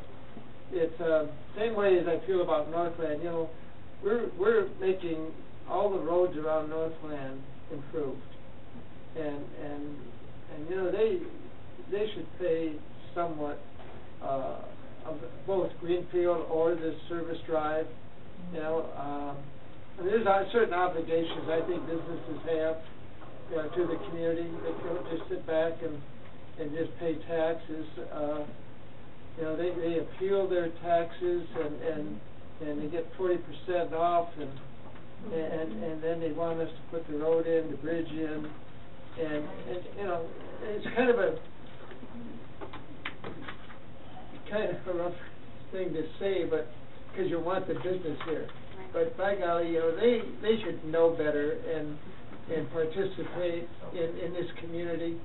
I don't think they give the community anything substantially to seniors or anything. They just sit here at our land and pay a certain amount of taxes. They're getting a big hit on this personal property tax. You know, and I just keep looking at this and saying, well, you know, maybe next year. I mean, I just, you know, wait till they howl and say, hey, you know what? You're the only guys using it. This is your road. You know, and I respect them mainly, but at the same time, you know, gosh darn, they can't be wanting everything perfect and not pay for it. They're getting, I don't know, we looked up their appeal the other day, and we had council presidents. Yeah. There was a lot of money that they were awarded. It was almost 40%. And yeah, I don't know. How do we have that conversation with them? Pardon? How do we have that conversation with them? Well, you know, I think all these conversations should be over a period of time where we wouldn't have to take, you know, them on. We should know who they are, what they are, have that communications already open, and be able to sit down with them and talk business-like to them. I think it's difficult because we really don't have strong ties to, I mean, I don't know who the CEO of it, I just met the young lady the other day that is kind of like the PR person, you know, but I don't know. If we have the money, fine. If we don't have the money, then we put it off to 2020. Well, this may very well come down, we get a grant commitment, and we say, no, we need a 20% match. I'm so in favor of that, and I really truly am, because this, I don't want to go further than Don, but even Don said it all. We're, as with every city, a cash-strapped city in this economy. We're not a for-profit business, and for us to be paying for a road that goes almost exclusively to one corporation it really, I don't like it. It just doesn't sit right with me. And that statement has been said. The traffic volumes are so low. This functions almost like a private driveway. Those statements have been made to their personnel. Where we're different from a year ago, they've acquired the building. They are adding jobs. A year ago, they were reluctant to sign that application because they had some apprehension. They were a bit apprehensive regarding the job creation. They didn't want to be held. Now they're a little bit more bolder, that they feel confident they're going to be adding more jobs. But that's the next piece, the 20% Only if we fix the road. Yeah, they want us to have 100% of their use, because if they get a long lease on that parcel to the north, you know, they'll all be ASF, both sides, and you know, and I think when we did the bridge, do you remember how much money that was at Peel? Sue, do you remember? No, it wouldn't surprise me, 40%, I mean, Yeah. But what I'm saying now, though, the 60% is gone. I mean, they pay zero now under the new law, right? Oh, you're talking personal property Yeah. now. Oh, okay, personal property. And so they got both, they're 40%, now they get 100% personal property. Yeah. I mean, you know, I don't know, you know, Fred says it's about a $9 million hit to us, something like that. We On already, personal property? Yeah, it's Yeah. not made whole, man, it's 15% of our tax. and we already All gave them taxes- 740,000 just for looks. I mean, I tell you, we've got responsibilities also to the residents in this city whose roads are falling apart too. And you know, it's not a political thing, it's just reality that our local roads are just falling apart. Exactly, we're fixing a road with low traffic Yeah. volume Yeah. over other streets Yeah. that have much more Evergreen traffic. Road between 12 and 13. But anyway, that's my comment, Council, and I don't know. Yeah. I would like to put this on, unless there's some reason where we should go ahead and follow through on a grant for this or something under time constraint. I don't know. Fred, tell me. I mean, I'd be a hard nose. I would really be a hard nose on this one. I really would. Where would you go to get a grant? I don't know. Everybody that would go If there's no grant, then, you know. Well, this is to apply for a grant. Yeah, that Right. is to apply. So this is basically 80% of the funding. Yeah, but there's level of saying. And obviously, if we receive the grant, then we have to have a dialogue about the SAD. Right. Okay. Yes. Right. And All right. we feel, based on the conversation at MEDC, this is a good application. Now, I'll use this grant in comparison to Monster Road, 11 Mile, the Civic Center. A whole lot more folk drive that half-mile stretch. You could stand on this road for a half hour, not a car go by. You wouldn't believe that that's 11 Mile Road. Right. It literally enters into the company grounds. You wouldn't think that this is 11 Mile Road. Do we prejudice ourselves by getting a grant for this one when we go to apply for LASSA? When you look at how the MEDC handles this, and we've had the question, how would you feel if we had two grants? They said no issue. as long as the job's there. We have two good projects, the DT building being acquired, discussion about a 60,000 square foot facility being built on that site, good jobs, well-paying jobs. If that's a solid application on its own, they've said they didn't see an issue. And the fact is, this is one of those buckets of money they sometimes have a hard time getting people to apply for it. Council, what's your wish? I'm fine with authorizing the grant, but I'm also want to have a conversation with BASF. I mean, let's see what's out there. Yeah, I agree. That you heard it. Right, and, Shelley and Fred both have had conversations and meetings with BASF in the past. They know who to talk to there. And maybe if we explain the seriousness of this, it's like, yes, if council authorizes us to apply for the grant at the next regular meeting, that's great. If we get the grant, we still have to come back to council to accept it. And if we're not seeing progress, then If you're in the Detroit News, the city manager of East Point spoke to Shane. And that's all that has to be said to BASF, how they were a wealthy community until now, and now they're broke. And they go line item of what has happened to that city due to the state and federal government, and what they've really put the onus on the local government to exist, and East Point can't exist anymore. You want to say, where do we go from here?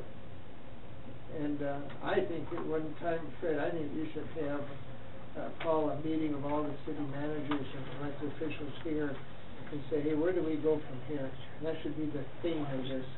Because I know they're not going to pay us 100%. If they're going to give us a scorecard and tell us we're going to get a percentage if you do this, a percentage if you do that. That's what it looks like. They're going to have this committee that of losers. But anyway, let's go on to the next item. Thanks, Frank. Okay, Chris? Yes, the next item is the smart zone. This item was previously with council requesting authority to apply for a 5-year extension and formalize a relationship with Automation Valley. The Michigan Economic Development Corporation and the state legislature has had the Michigan Economic Development Corporation go through a process. There will be 3 what are referred to as satellite smart zones. The parameters in order to become a satellite smart zone include having another community partner outside of our county. Our smart zone is currently Troy and Southfield.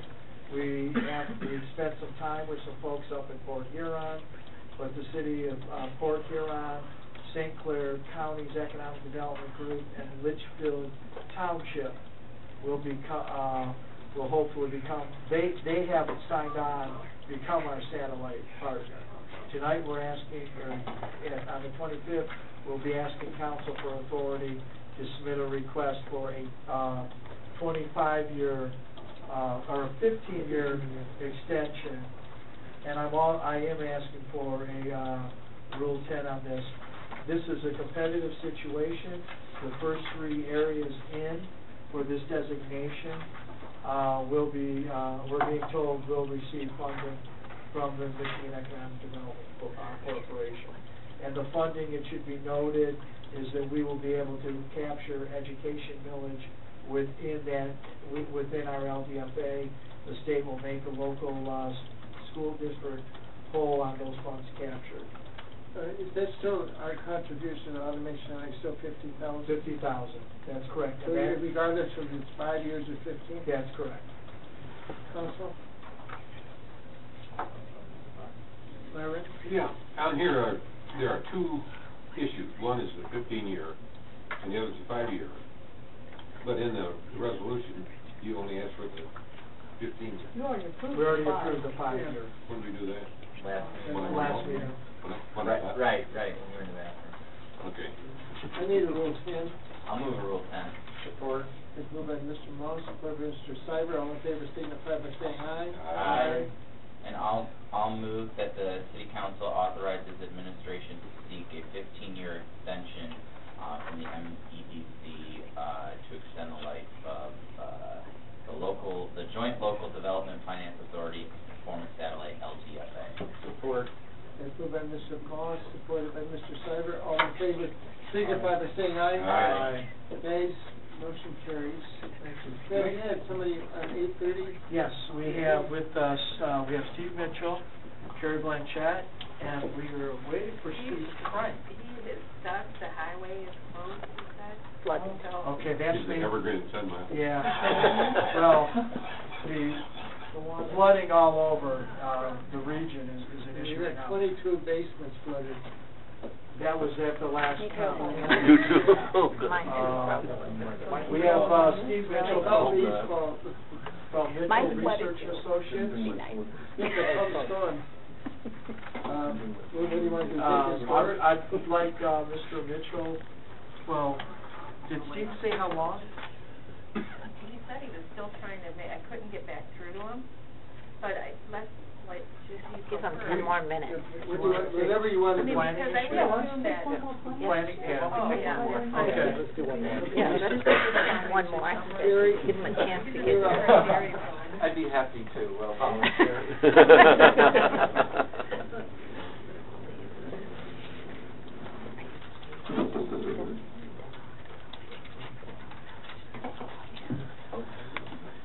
Good evening again.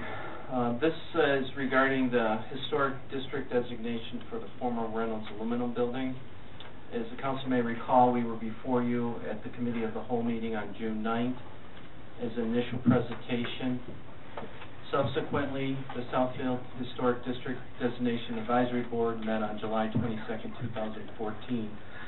And one of our members, Professor Dale Geyer, PhD from Lawrence Tech, who's an authority on Yamasaki, has prepared an interim report that I'd like to just highlight some of the main points, if I could, tonight.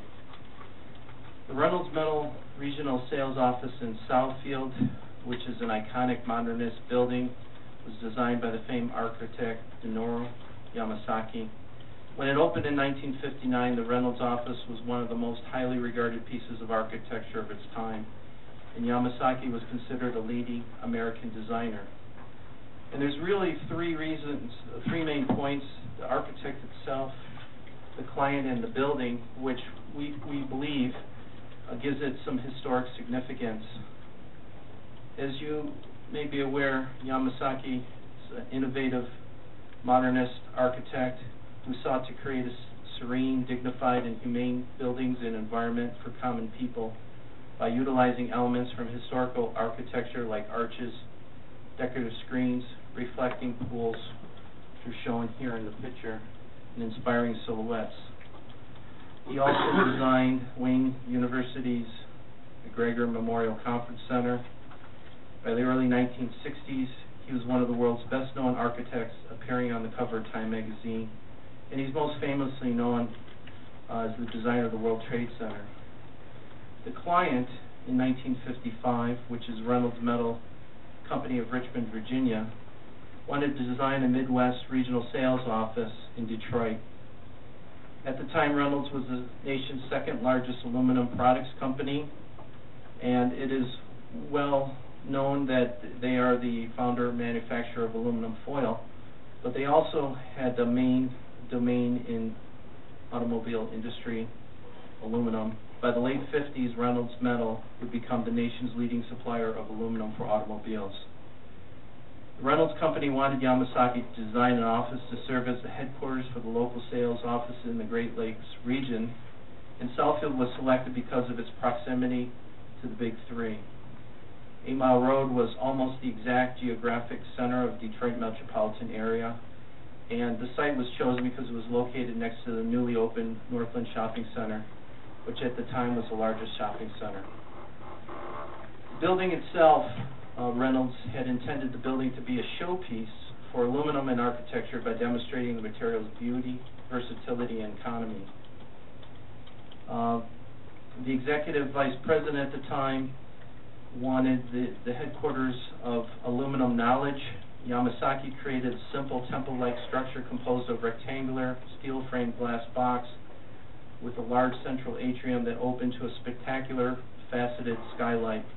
He lifted the building 4 feet off the ground and surrounded with a moat, again, once filled with water lilies shown behind me, to highlight its special nature. The lower level was left open to the extent that visitors could see completely through the building due to the glass walls. The upper 2 stories, while also featuring glass walls, were wrapped with an ornamental screen made of 10-inch gold anodized aluminum rings extruded 5 feet from the glass walls. Aluminum was extensively used in the ceiling panels, skylight, doors, window sashes, and many unexposed areas. Overall, the $2 million structure utilized approximately 200,000 pounds of aluminum of different types. The Reynolds Metal Regional Sales Office was prominently featured in architectural journals, the Architectural Record, and Architectural Forum, and also popularly oriented publications such as the New York Times, Christian Science Monitor, and Time Magazine. In 1961, the American Institute of Architects awarded the building its highest honor, the AIA Honor Award. This is an executive summary of a preliminary research on the significance of the building. We would like to bring this back in 2 weeks to the council for an interim designation of historical significance while we continue to do research on its prominence. And there is a process, as we outlined, 60-day review period. It needs to go to the state historic body as well as local historic organizations to further designate the building as a local historic site. What the interim historic designation does is will require the owner to submit any building permit for review by the Historic Commission that may alter the original design features of the building. And that's why that interim historic designation, while we're working on the bigger designation, is important. So tonight, we're here just to present some of our preliminary findings, to answer any questions that the council has, and hopefully be able to come back in 2 weeks under consent item and ask for that interim historic designation. Council? Good. Yeah. Terry, can our local city's historical declare that historical? And then you proceed to get the state? Well, there is a process that's outlined in our code and our ordinances, and we are following that process. So this is the first step. The council authorized the Historic District Advisory Board to begin its study. You recently appointed some members to this, and we are going through that process. Okay. I mean, I really want to be assured that building is preserved. I thought that I did not even want, if Lucci didn't come to the council meeting that night, not to come up with names, but it started with the Detroit Lions. I don't think council would have even given it to, because that building went for less than $300,000 at the time, and it's just a gorgeous, gorgeous building. It had beautiful fruit trees in the back, all nice lined, a beautiful backyard, so to speak. I mean, this is a beautiful site. They just totally demolished it. And I'd like to make sure that we preserve the balance of it, that all we can anyway. And at that time at that meeting, it's a shame that young Yamasaki came to the meeting at the request of a council person, and he made the statement that it's just a sign, it's nothing. And that really persuaded council to approve it, and I think it was a disaster. I really do. I think that's the most beautiful building in the city, really. But anyway, I just want our local historical to get on that and get that tied down so nobody touches it. And that's what this again, is what the I know that, and we do that, but I mean, I'll go along with the state sometime. But as I said, I got Governor Blanchard to declare it, and you probably get it in the records during that time, that he declared it as a state historical building at that time to protect it. When I called upon him, I said, hey, this thing went through, can you save me? And he, I don't know how he followed through on it, but that was the request. So it had to be during his office. I'll share with you a conversation I had with Shelley Freeman. For all the focus on lightweight metals and the center movement from Canton Township to Detroit, I know there's a group that has acquired the property, that has a proposed use, but this is the building that should be, where the research is being done for new lightweight metals and that, from the materials, and it's a tribute to aluminum, and we're now seeing the big three are all looking at that. Sure. The new 150 is all aluminum. Well, we're lucky to have Professor Geyer on our advisory commission. He is writing a book about Yamasaki, and he's already done a lot of this research, so we feel like we're ahead of the game here. I have a book on him too, and if I could find it. In your garage, it'll show up in my No, I office. found it in the garage. In a I box. found it in the garage, in a box that I said, you know, important books. And it was so important, I brought it in the house to put it somewhere where it would not get lost, and I lost it. Misplaced it, right? Anyway, All right, well, it will turn up. We'll be back in 2 weeks. All right, he'll be the 25th. That's right. Thank you. All right, now we have. Do what? Yeah. What's that? RHR discussion. Yeah, that's what we finish that out, hopefully by then people will be interested. The last item is done. Yours? Ours is kind of a, both of us wanted to, a couple minutes on it. Yeah, you ran it through the room. No, this is our office, it's not a closed session. All right, talking about the letter of August 11th? Correct. Okay, I got it. So maybe I'll just start, Okay, we're gonna take up, Sue's letter of August 11th. So I wanted the opportunity to talk about my office a little bit, and I know that Mr. Zorn wants the same opportunity. So, I think all of you know that, the deputy city attorney resigned a few weeks back. That leaves me with myself, Don King, and a part-time attorney. At one time, we had 6 attorneys. So, obviously, I need to get another attorney in there. One of the thoughts I had is this. There are 3 separate district court rooms that we have our ordinance prosecution in. Right now, Dawn has 2 of those courts, and our part-time attorney has 1. Dawn certainly has been in district court for in excess of 10 years.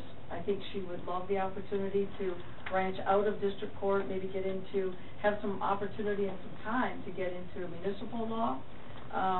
And I think our part-time attorney, who's been there 6 years, although she's on a part-time, non-career basis, would be in that same vein, would love to get some municipal experience.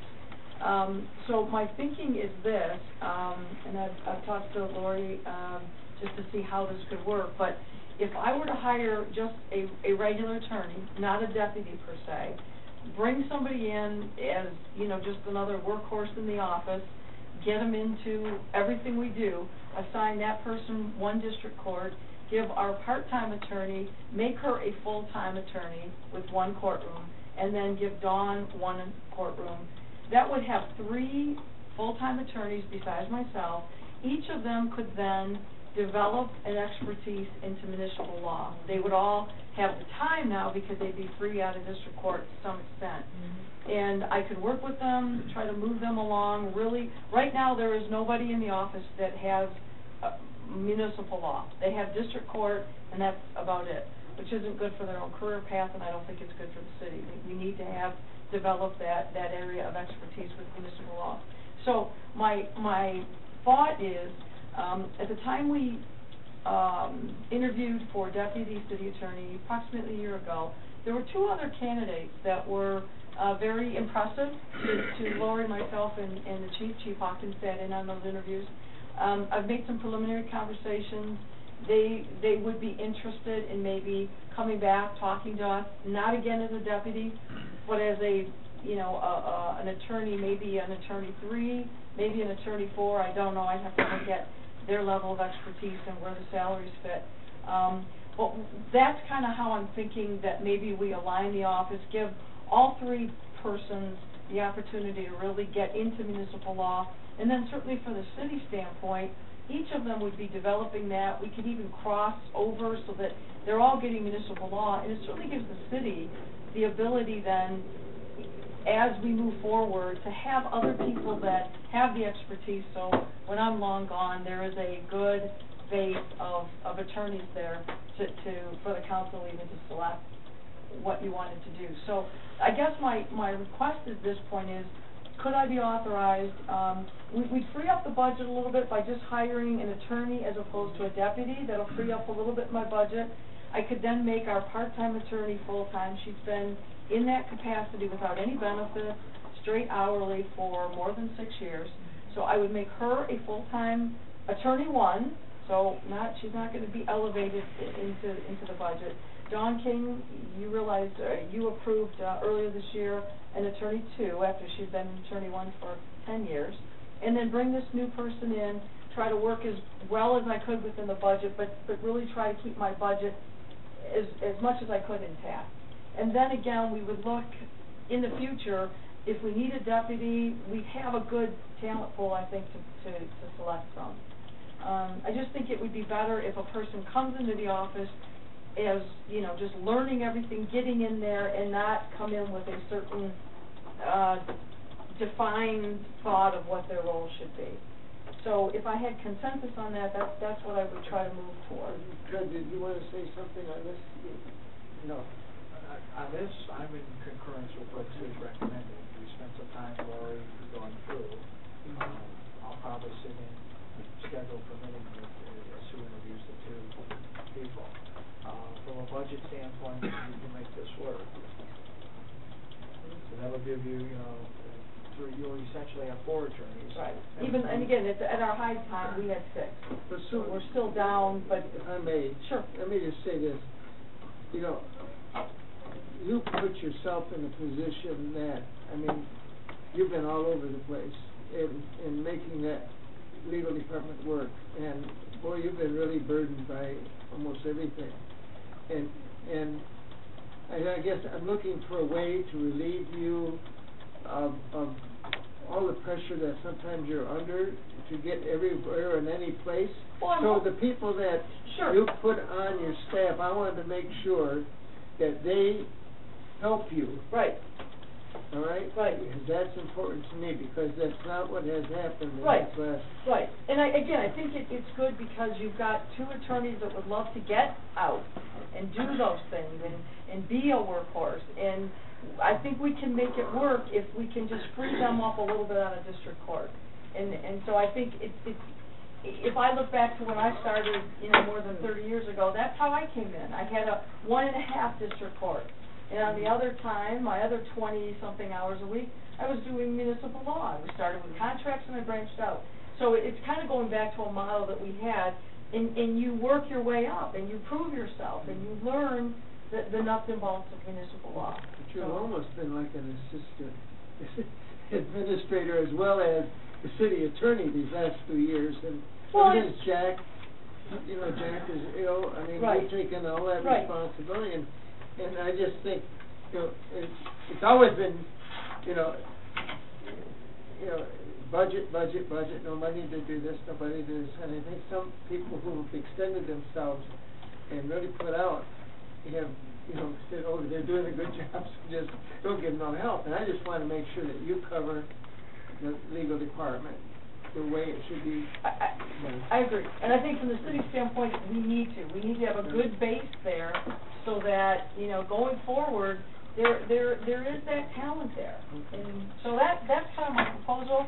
If council feels strongly about another deputy, but I guess my recommendation is let's start them at a different level and let's move up from there. Mr. Steinberg? I respect the job that Sue does and her judgment, and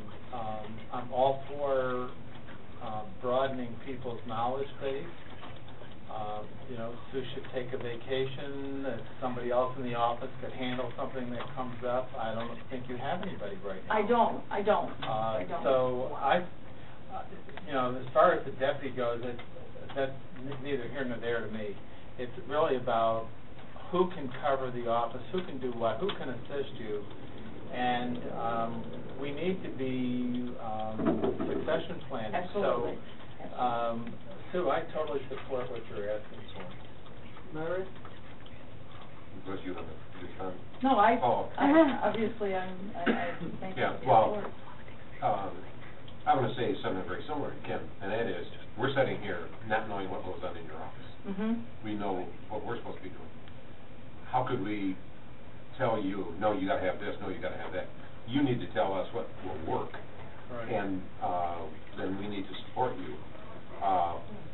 And you need to do it in a way, as Don said, that you get some of the pressure off of you. You know, we don't need you to burn out. Mm-hmm.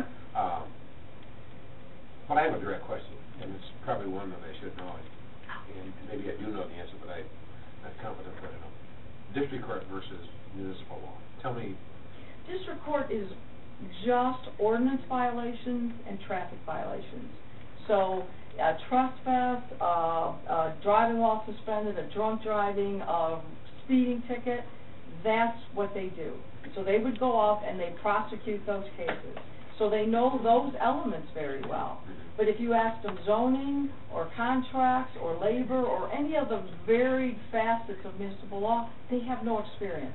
And the track that they're on right now, because of the you know, they're just kind of pigeonholed, there's no way for them to get out of it. Right. And I think it's frustrating for them as well, because, you know, we always used to joke, you know, we did our time in district court. You put your time in, and so there is a point at which Dawn, after 10, 11 years, should be able to move someone out of district court and get some more experience. And so I think they're very eager to do that. It's just they need some time freed up. And so that was why my proposal was each one of them takes a district court. Of course, I'm always there for backup. We always switch around writing the complaint and warrant, so that's something we can all divvy up. But I think it gives us an ability to almost act together as a unit. Because they'll be very dependent. I'm going to have to really sit with them, see what area they want to focus on, and work with them. And I think realistically, it's good for them, it's good for me, it's good for the city. It solves all of those needs. Okay. Thank you. In other words, you want to put a team together. Absolutely, right. You know, and it begs another question. Recently, Sue, you brought to us, I think, about 6 or 7 lawsuits where people are suing us for alleged police Right. misconduct or trip and fall, whatever. Mm-hmm. So, are you handling all of those, or is that something? No, most of those go out through the program that Jim put into place, the Risk Management Authority. Oh, okay. Right. Right. What we do is we co-counsel those, Ken. Yeah. So that we're up on them and we know. But pretty much it falls to you to do the bridge work. Right.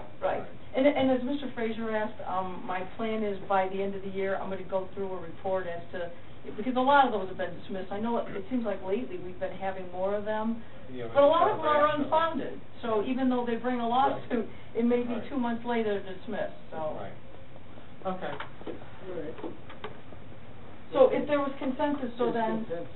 Mr. Fraser has a yes. So then I Yeah. could theoretically bring somebody, so Bonnie Fitch theoretically could be brought at any time to be made an attorney one. And if we talk to these other 2 ladies and there's one that stands out, I could bring one of them forward. We have a consensus. Thank you, appreciate it. Mr. President, I'd like Ms. to address some of the other HR issues. I just want to give you an update of where we're at with the deputy position, as well as there's a good-sized list of positions currently being filled. Good evening. In case council did not know, we did post the deputy city administrator position about 2 weeks ago, and that posting is out. It's on the city website. It went out on the Michigan Municipal League posting resources, the ITMA resources, which actually does go national, so we've gotten some resumes from across the country. And we put it out through the CNG newspapers, so the Southfield Sun and the related municipal paper, so it goes to every household. But basically, I think the target audience that we're looking for is going to be captured by the Michigan Municipal League website and the ICMA website. So we're anticipating some good candidates from that, hopefully. We set it up as a continuous recruitment so that there's not some hard and fast deadline. We're going to take a look at applications that come in by the end of this month. But if something great comes in first week of September, I don't want to be caught in a situation where we've supposedly put a deadline and we can't consider that person. So we're going to try to be flexible, and we really want to try to capture the best person possible for the city. So that's available if you have any questions about that. Any questions on that? Go ahead. Okay, and just so you know, I've got kind of a list of the other things we've been doing. We did post externally for the highway. Well, first we post always internally, but then after we go through any internal candidates, we had postings for the highway and water maintenance. We're down at least a third, maybe 40% in those departments for the actual highway and water maintenance workers. We had 100 applications for highway, 100 applications for water, and this was on a tier 2 benefit level with a reduced salary level than what we've had. So we're really still finding the ability to find some good candidates, hopefully. But it's kind of a lengthy, extensive process to go through all those applications, and we got it down to the minimum qualifications, and then we picked kind of the best ones out of who was left. So we're doing interviews this week. We've got 29 interviews. So you can imagine this is oral boards running all day long for 3 or 4 days. So we'll be doing that in the highway and water maintenance workers. We've been doing the same thing for dispatchers. It's a really hard job to recruit for. There's really not, we had, last year we narrowed the qualifications to people who had been 911 dispatchers already, and we didn't really get too many applications for that. So we did find 2 candidates, but we still have vacancies, so we've expanded those requirements a little bit. And there's paper pencil kind of testing, and then oral board for those as well. We did promotionals for police lieutenant and police sergeant. We had the police sergeant written tests going on. We had probably over 50 of our police officers in one room for 2 hours. We don't want to tell the bad guys out there during that time. But we are going to be doing 32 interviews for police sergeant, and that's tricky because to do the interviews we bring in oral boards, we have to get other cities to man the oral boards. So it's you got to beg another city to send somebody over here for 4 days to do interviews. It's sometimes tricky. So those are the kinds of things we're doing. We're doing motor pool supervisor. We posted for assistant accountant in the accounting department, 2 positions in the library. Just got posted. We've done massive recruitment for police cadets. We did one last fall, and we did hire 6 cadets from that recruitment, and 2 of them have already become police officers. We've got, and the chief wants to fill those 2 slots plus another 6. So we've got another very large group that we're running through right now in background. So the backgrounds take quite a long time. So we're busy with that. We've had some clerical positions posted. Nancy had 2 in the clerk's office. We've had some in police records and building department posting. We're going to be posting some positions in Parks and Recreation for marketing work. Tech services, we're looking at some vacancies that they need in the treasurer's office. So very busy. Questions? I was going to say that personally, we were talking about the organization, and I would sure like to see that chart and see where we're plugging in these people. And myself, I don't know if council agrees with me or not. I do. Yeah. But I know we've been short in a lot of departments, but I'd like to know how these people fit into the various departments. If you have somebody in the building department, well, we just got way trimmed to do an evaluation, so to speak, of that department.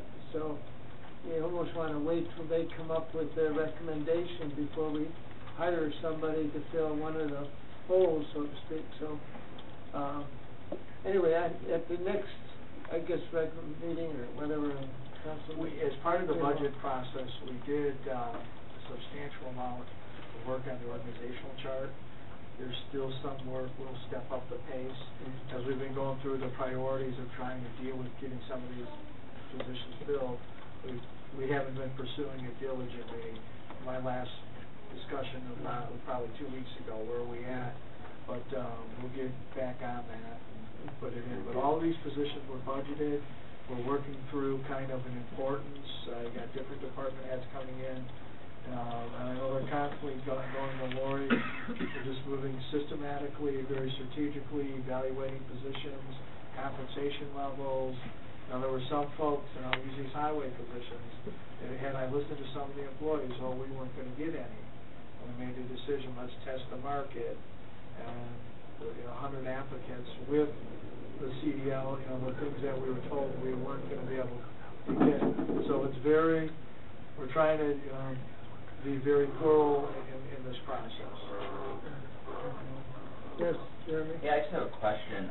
In the pool of applicants for all these different positions, is there a high amount of Southfield residents applying for all this? Not a real high amount, but that's something that we have on our radar in our department. We kind of try to actually keep that on our radar for all the hiring that we do. That's good, because we're on the same page with that. If they live where they work, we take better care of their job. Yeah, and it's helping the Southfield unemployment rate go down by being able to put people back to work. Yeah, and they actually do, if they're coming in, they get extra points on the eligibility list if they are Southfield. That's really good to know, because that's a priority of mine. Yeah. Any other questions, Chris? Yeah, I can understand why you wouldn't get very many 911 dispatchers, because the good ones are burned out. The ones that got fired, you don't want anyhow. So. Yeah. It's a tough job. Yeah, it's a it very is. tough job. They don't know what the next call's going to bring. Right. Thank you. Okay, thank you. You ready with your 30? You ready with your? All right. If Steve Mitchell is here, I'd like, council may recall we had discussion about going through a millage bond issue. We have Mitchell Research and Communications has completed initial study. Herb, you sit over here. You're over here.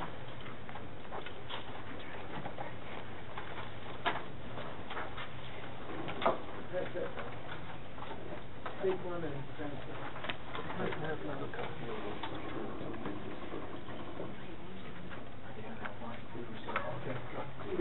The basement planning, we should see an engineer. Thank you. You're leaving now? I mean, Yes. She didn't want to listen to you, Steve. You gotta check our basement. Are we ready to go? Yep. What I'd like to do is just go through since we have a long agenda, just some of the basic highlights of the survey that we just conducted over the weekend. The first question we really asked after determining that they were going to be voting in the November election was, what's the most important problem facing the city of Southfield at the present time? And this is an open-ended question, so they can offer anything from crime to taxes to the budget to city services, and the most mentioned of the issues facing the city at this time was roads, 24%. 15% said taxes, 12% said jobs and the economy, and 12% said schools and education. Then we did ask them whether or not they approve or disapprove of the job that the city of Southfield mayor and city council is doing. 94% said they disapproved. Oh, no, I'm sorry. That's not what I said. Everybody's awake now. Actually, tremendous numbers. 80% approve of the job that you're doing, 33% strongly approve, and another 47% somewhat approve. Only 15% disapprove. So you get very high grades for the job that you're doing, governing the city from the voters in the city of Southfield. Another important question, how would you rate the roads within the city of Southfield? Would you say that they're excellent, very good, good, fair, or poor? No one, 0% said that they were excellent. Only 3% said they were very good. And they live between 12 Mile and 13 Mile. And 11% said that they were good. So you've only got 14% giving them really an A, B, or a C.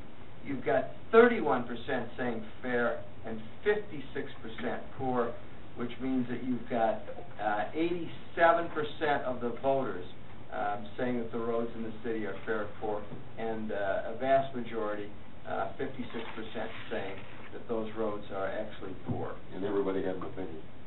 That's right. Yeah, that's And nobody did not know or refuse to answer that question. Good point.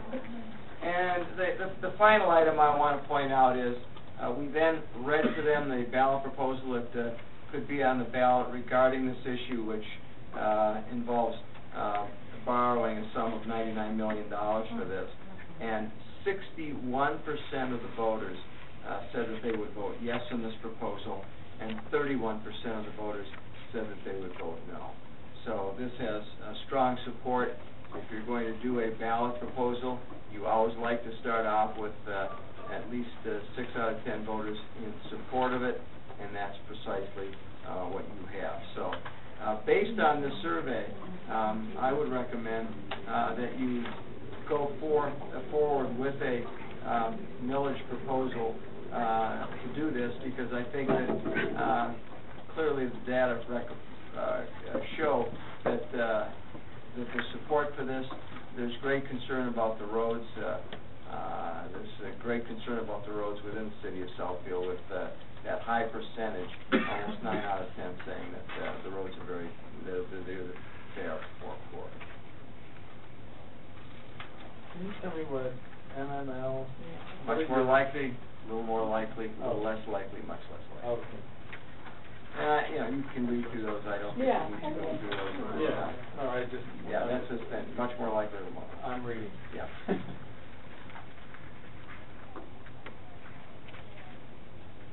Now, this potential language, was that read to everyone? Yes. And the reason it's read to everyone, they're going to have to read it in the ballot box. Mm-hmm. And so we want them to hear it exactly the way it is. I've always found that if you're trying to find out what's going on in the minds of voters, as you poll for a ballot issue, read the entire ballot proposal. It is lengthier to do, but it provides you with a better answer. I think it's one of the reasons we've been very accurate in assessing voter attitudes regarding village campaigns. And you called how many people? This is a 200 sample survey, 200 completed interviews. Okay. Passed in this last primary. So we're saying, see that this last primary, this almost substantiates the fact that most of those roads, items on the ballot already were approved. Yes. Yeah.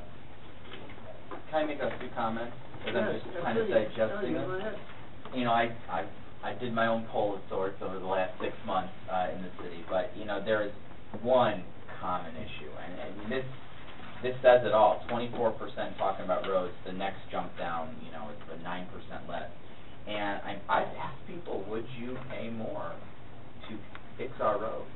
And the overwhelming answer is, I want tangible results from what I'm paying for. And if me paying a little bit more, I think Fred brought it to the price of a cup of coffee a day or something like that. This community wants to live in a quality of life that has good roads when they drive to and from work, when they drive their children to and from school. And I think the reality of Lansing doing something it was nil on August 4th, and now a week later it's less than nil. The political reality of more conservative candidates got elected after the August 5th primary election. There's a lot less that's going to be done next year, but even those people who might have been swayed on the right to perhaps jump a little bit to the middle aren't going to do it. And I don't think Lansing is going to fix this problem with roads. And I think that's where the city has to take action and do it. That's why we put you there. That's right. Well, I start next year, hopefully, so, You're saying you're not gonna earn your money when you're up there? You're not gonna get Hey, I preempted everybody to get a 80% approval rating by talking about what we did on city council. That's pretty close to where we were with the police and fire, wasn't it? Yeah. 83, I think it 83, was. Yeah. Yeah. Yes. So, I think this validates everything I was hearing. Yeah. Well, you know, I know that roads are, like I said, so important, and we've raised this at this table, saying that, you know, if you get a ball joint or a tie rod broke, and you're talking $600-800 to fix your car, it's not insured, and not, you know, if you're on the state or county road, sometimes in a local road, you might get some money, barely. Did we note that if council was in favor of putting this on the ballot, this language has to go up tomorrow? This would have to be a Rule 10. This would need to be approved tonight. And Steve is there. So that's why I got a quorum. That's why it was concern. right, That's why my right. concern was If you wanted to talk to quorum. Steve about the process, Yeah. Steve Frank, even about what would need to happen, but that is the sample. Yeah, why don't you all get up there and see? Carrie Blanchett is Carrie here, and she can Blanchett. speak to the assumptions made relative to the bond. Let's all go up there and let's go through this thing, and it's very important. This is probably one of the most important things of this evening, and I know a decision has to be made. Go ahead. Hi, Steve Frank. Give your name and address for the record, please. Certainly, Steve Frank with Miller Canfield, it's 150 West Jefferson in Detroit. To answer the question on the timing, Sue is exactly right. Under the recent amendments to the election law, they have moved up the date under which council would have to approve the ballot proposal and certify that to the county clerk. That now has to be done by the 12th Tuesday preceding the election, which is tomorrow. So if council wishes to proceed with the ballot proposal in November election, it would have to be approved this evening and submitted to the county clerk tomorrow before 4 p.m. And you drafted this particular ballot language, so this would be the language, if council were to be in favor, this would be the language. That's correct. The resolution that you have before you, and the same ballot language, I think, is in the materials and the provided. Yeah, this is the actual text that would appear on the same ballot. Does it have to be in its final form, We added, the 12 Tuesdays before? yes, because the language is certified to the county clerk, and that. So if we sent this up, It's final once it's approved. so if we sent this up and the county clerk says, well, I don't like, you know, need to change this around, we're out of luck? Yeah, my guess is, this language complies with the requirements of the Michigan election law, and I would not expect the county clerk. This isn't like where you were doing a charter amendment where it has to go to the attorney generals and they actually have to go through an approval. So I think this would be less likely. Right, yeah, I don't think They that's would, something the county clerk would typically review or comment on. Okay. It's just we're planning the ballot. I think this is very important, and, you know, somebody must have got a phone call because somebody asked me, what are you gonna do with $99 million? And I said, go on vacation. So, but I said, I tried to explain to them that we're not gonna, as we pick the road, and then you got to do the engineering, and then you got to do the bidding and do that, you're not going to do everything in 1 year. This is going to be cumulative. So we're going to start working on these roads, and she was fine with that, you know, when you start explaining it. And as we have in the past, we've always explained and done a nice little paper explaining, right, Steve? Yes. Like police and fire that we did. Yeah, so any questions, council? Well, Mr. Chairman, I think it's, how do you want to proceed, I guess, Fred? well, I'd like, if Carrie could walk us through the assumptions, because as you indicated, you gave us the perfect segue, 99 million is it at once, and now if I could just take you back to when we did the PACER rating system, we evaluate the roads 2008, 2010, 12, 14, our roads are rated poor, same level of condition that the survey showed. And then we had estimated we were looking to make an annual investment $7 to $9 million per year. So this actually, 99 million puts us at, over a 10-year period, 9.9 raw average. Here, if you could just break through the assumptions. No, I can get copies. Yeah, I think Councilman might have copies there. I think what you're Anyway, asking for. let's give a presentation, and before we leave, we can get. So what we did was we worked with the administration on a financing plan that would make sense. Like you said, you don't want all your roads tore up at the same time. So what it was determined was you would sell the bonds in approximately 4 different series. Every 3 years, you would issue bonds, and the bond term would be not to exceed 11 years per term. There was a lot of consideration and discussion about what the useful life is for a road, and I know I've sat in council meetings before where you've talked about, you know, roads and spending money on roads. We talk about roads a lot. Yeah. And the last thing Hear about roads a lot. we wanted to do is extend this for a very long period of time, because we want to make sure you're well within the useful life of the road. And because we're phasing it in 3-year increments, we didn't want the millage to last an extremely long time period. So we have the 4 series, and we can adjust it as we go. You're not set on any particular amount. And then we also worked with your assessor closely to try to come up with projections of where the taxable value is going. And we ended up using a little bit a step below what he was suggesting as conservative.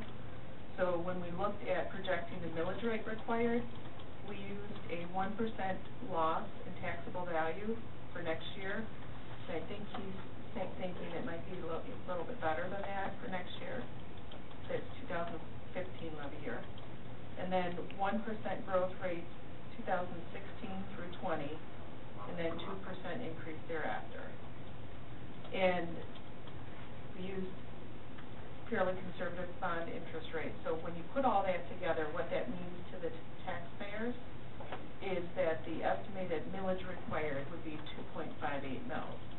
And you'll notice in going through the ballot, you're required by law to give a simple average annual millage over the life of the bond terms, and that comes out to 2.50 mils.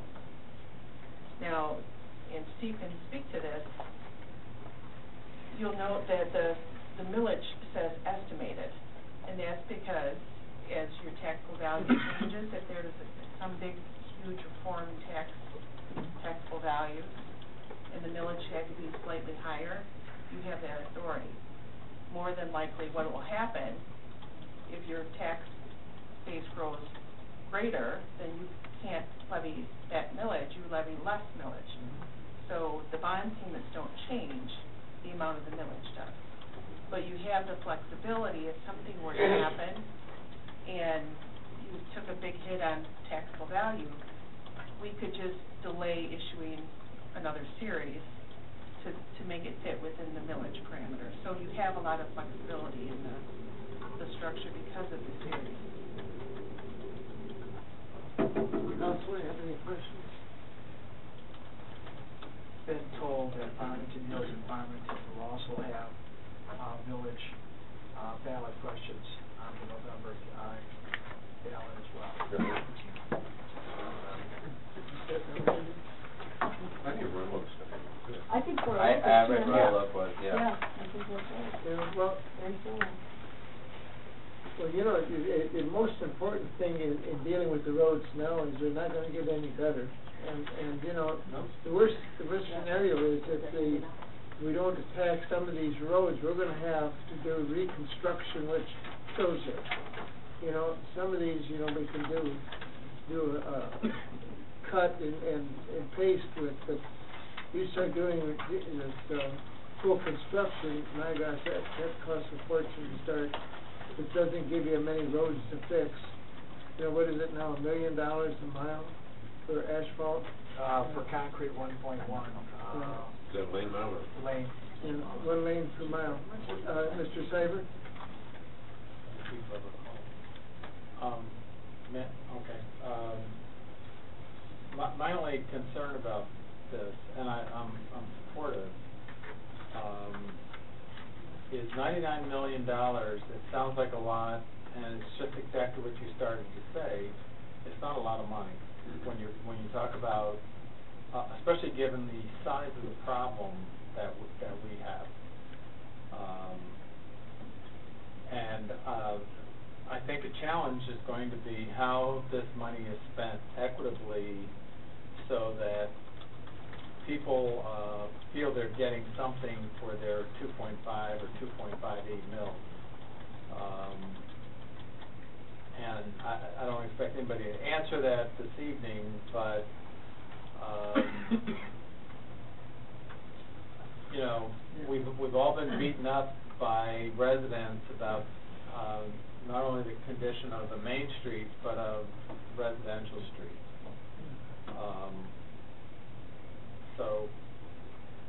Cheryl, Ken, you're talking exactly what my thoughts are, and what I was really, you know, when you were talking, I said, how do we explain the state and county roads? When they pass this, they said, you know, I go out on 12-mile road and it's still potholes after I approve this millage. You know, they're still not addressing, the state and the county are still not addressing this in a serious way, and a lot of our streets are county and state roads. But again, it gives you an opportunity to get in these subdivisions where people live and do some local roads. We'll look at the resolution that Nancy put in our packet from the Oakland County Board of Commissioners. Our share is $500,000 for a road that's not even ours, for Evergreen Road. I wanted to fight that. $500,000 we're putting in that could have gone in a neighborhood. You say Evergreen or Greenfield? Greenfield. Did I say Evergreen? Greenfield. Well, when we did 10-mile road, we had to pony we up took $200,000. Yeah, but we took the heat on that, and everybody said, it's your road, you know, and people never just understood that's a county road. And we had to put $1 million into that son of a gun to get them to even put it on the docket. And you know, and people don't understand that, you know, we want our roads done, all of them. And this, we don't get any partnerships with the rest of the people. I think that's up there to state. That's going to be a real challenge with this, because people are going to, for the average person, $99 million. I mean, for all of us, $99 million. Pay all our streets in gold for $99 million. But I don't think the average person understands that. Again, given the enormity of the problem, and there may be an expectation that everybody's going to get a street of gold. I don't know, but it's just so fast. 99 lane miles. Yeah. And we have what, 264? 246 miles of streets. There you go. So miles, is that miles of streets or miles of lanes? Miles of streets. Yeah. So every street Lane has miles. 2 lanes. Yeah. At least 2 lanes. Well, exactly. And it's an exorbitant amount of money. I mean, there's no way of looking at it. But you got to deal with it. It's not going to get any better. Exactly. And, you know, and that's why I'm supportive of this, but I think we've got a challenge that we've got to work on. Good marketing. Well, remember, as a city, we can simply educate, so we cannot advocate using any kind of public funds. Well, so I'm talking more even on this, when assuming it passes, that voters go for it, then I think we have the challenge, as the projects come up, of educating people. Right, I got you. I wasn't talking so much about prior to November. It fits in with the whole branding discussion from earlier, you know, communication. Jeremy was saying, communication strategy. The city's working on your roads or exactly, something, you know. Exactly. You You gotta tell people what you're doing, I mean, they don't know unless you tell them. And that may be part of the public engagement, getting people to understand the whole road funding issue. And that may be the heart of our campaign, getting 246 miles, this is infrastructure, about maintaining that level of investment. And that was a lot of what the initial PACER presentation started. It's a lot of primary education, very time-consuming and exhausting. I think we're starting from a solid base with these numbers. If we can get out there and just focus on education, I don't even think we need to be saying, oh, by the way, we're asking you to vote for our ballot. I think people will come to that conclusion that this is an investment protecting their own property values, our commercial tax base, and it is moving that forward. But it has to be a well-executed campaign. Sure. And it can also follow on with, reinventing Southfield. I mean, we could come up with a campaign. I just threw out the stimulus. That was a logo we all recognized, that this was taxpayer money to keep the country going. If I can. Jeremy, then Nancy. One of the questions that really just stands out is question 8. The state or county needs to come up with a way to fund road improvements. This isn't a city problem that we should be trying to solve. But the state isn't, and the county isn't doing anything, and I think that if we take the lead, our residents will support us. If by some miracle, which would never happen, the state takes the lead and we actually have some real money trickling down from Lansing, then the voters can decide in November. But that's not happening. So I really, this is what we really need to move forward with, because we can't wait any longer. Every time we wait, another road crumbles here in the city. Nancy? Can we put small signs on our existing signs saying, you are driving on a city road, this is a county road, this is a state road? I mean, I don't know if there's, we have a sign shop, it doesn't have to be anything big, it could just be something little, and, why not let people know, because, people are confused. Any complaints, please call. If they know it's a city. That could become a statewide campaign theme. Someone's got to start it. Imagine in just southeast in Oakland County, if the Royal Oak Farm, if we all started city streets, we're going to code it one color, and people begin to see it, at least people can begin to understand who owns what roads. There may be some items of strategy. I've been looking at, Troy has a number of county roads that are going to be redone next year. And I've said to Rhett and Lee, you guys help me figure this out. Why are they getting this kind of money? Well, they're leveraging local dollars to modify the county's behavior. So they're coming to the table with more than a 20% match. It's the Greenfield deal. Right. And keep in mind, our Greenfield deal had I don't remember the exact numbers, 600,000 in water.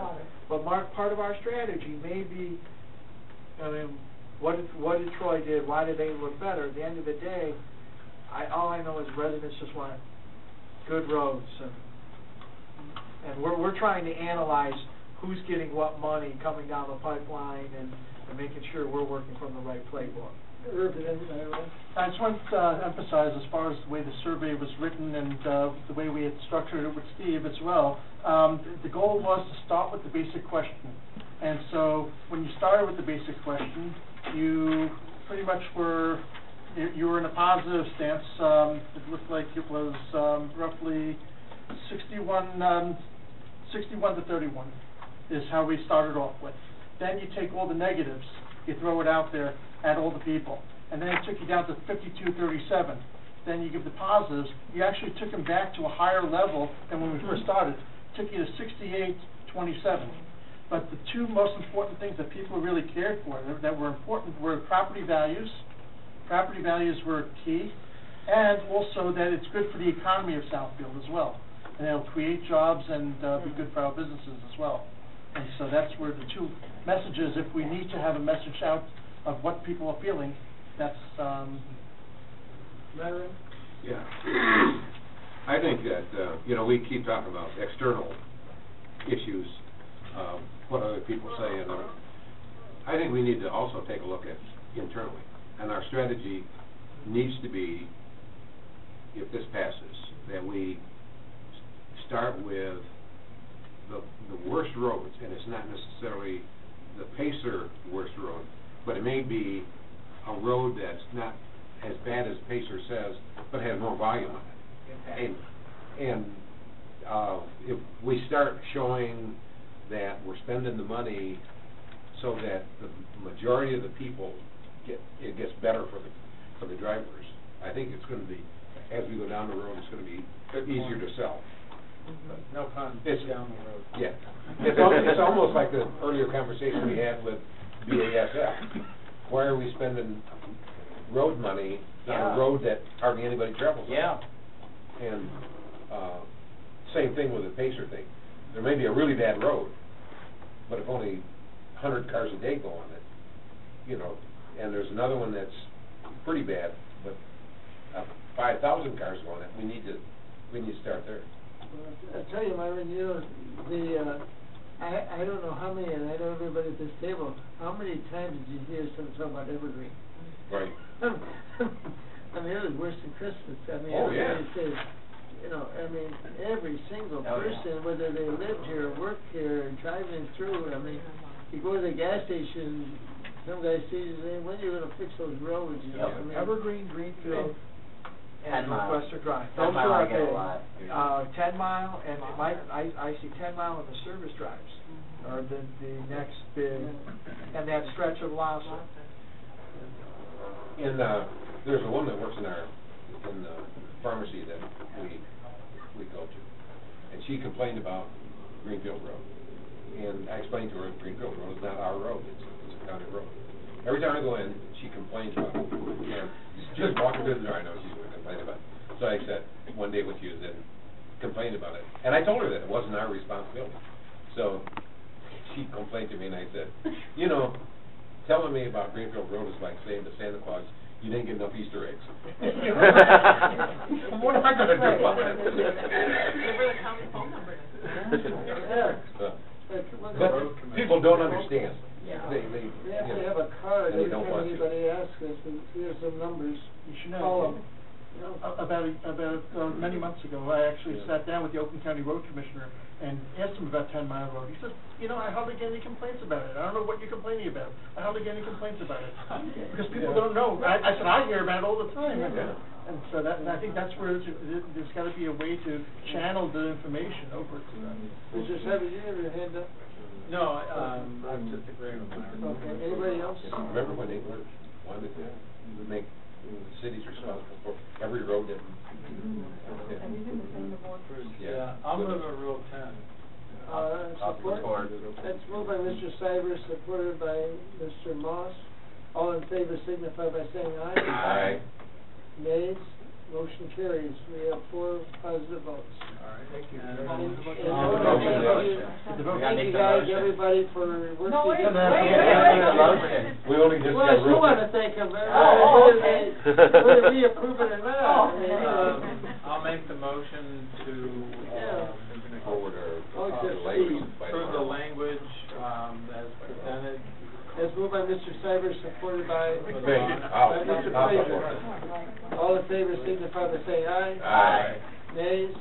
Still the motion carries. Can I just Right, add, right. I don't want so to how take are it we again. doing this? backwards. I think Everyone that, I was just, supported it. do you want? Sure, how do you that's a want nice your way to- application? You know, that's a good question. I might suggest, they'll want the resolution for sure, signed, certified. Okay. That may be all that But, they and then who's need. taking this to the county, because they're. They may not need an original. So can we touch base in the morning? Yeah, absolutely. Okay. Yeah, we can check with the clerk's Okay, office. okay, okay, perfect. They may well accept just a PDF or Okay. something. All right, well, or if we Yeah, have we'll to... make sure we get it there. We can have Okay. a message coming. Okay, okay, perfect. So we'll talk, okay, thanks, Steve. All right, thank you. 1, 2, 3, 4. Is there any, let's see what the next is, Communication. communication. Is there anything anybody would like to bring up under the regular report of the council's agenda? I know she's going to speak, Beulah Miles, but, Yeah. you know, we got this complaint weeks ago. I was on vacation. Yeah. And I don't know if it ever went to the administration about the ditch. Yes. Which complaint, I'm sorry? Beulah Mrs. Miles. Miles, who lives on It says Frederick Street. Yeah.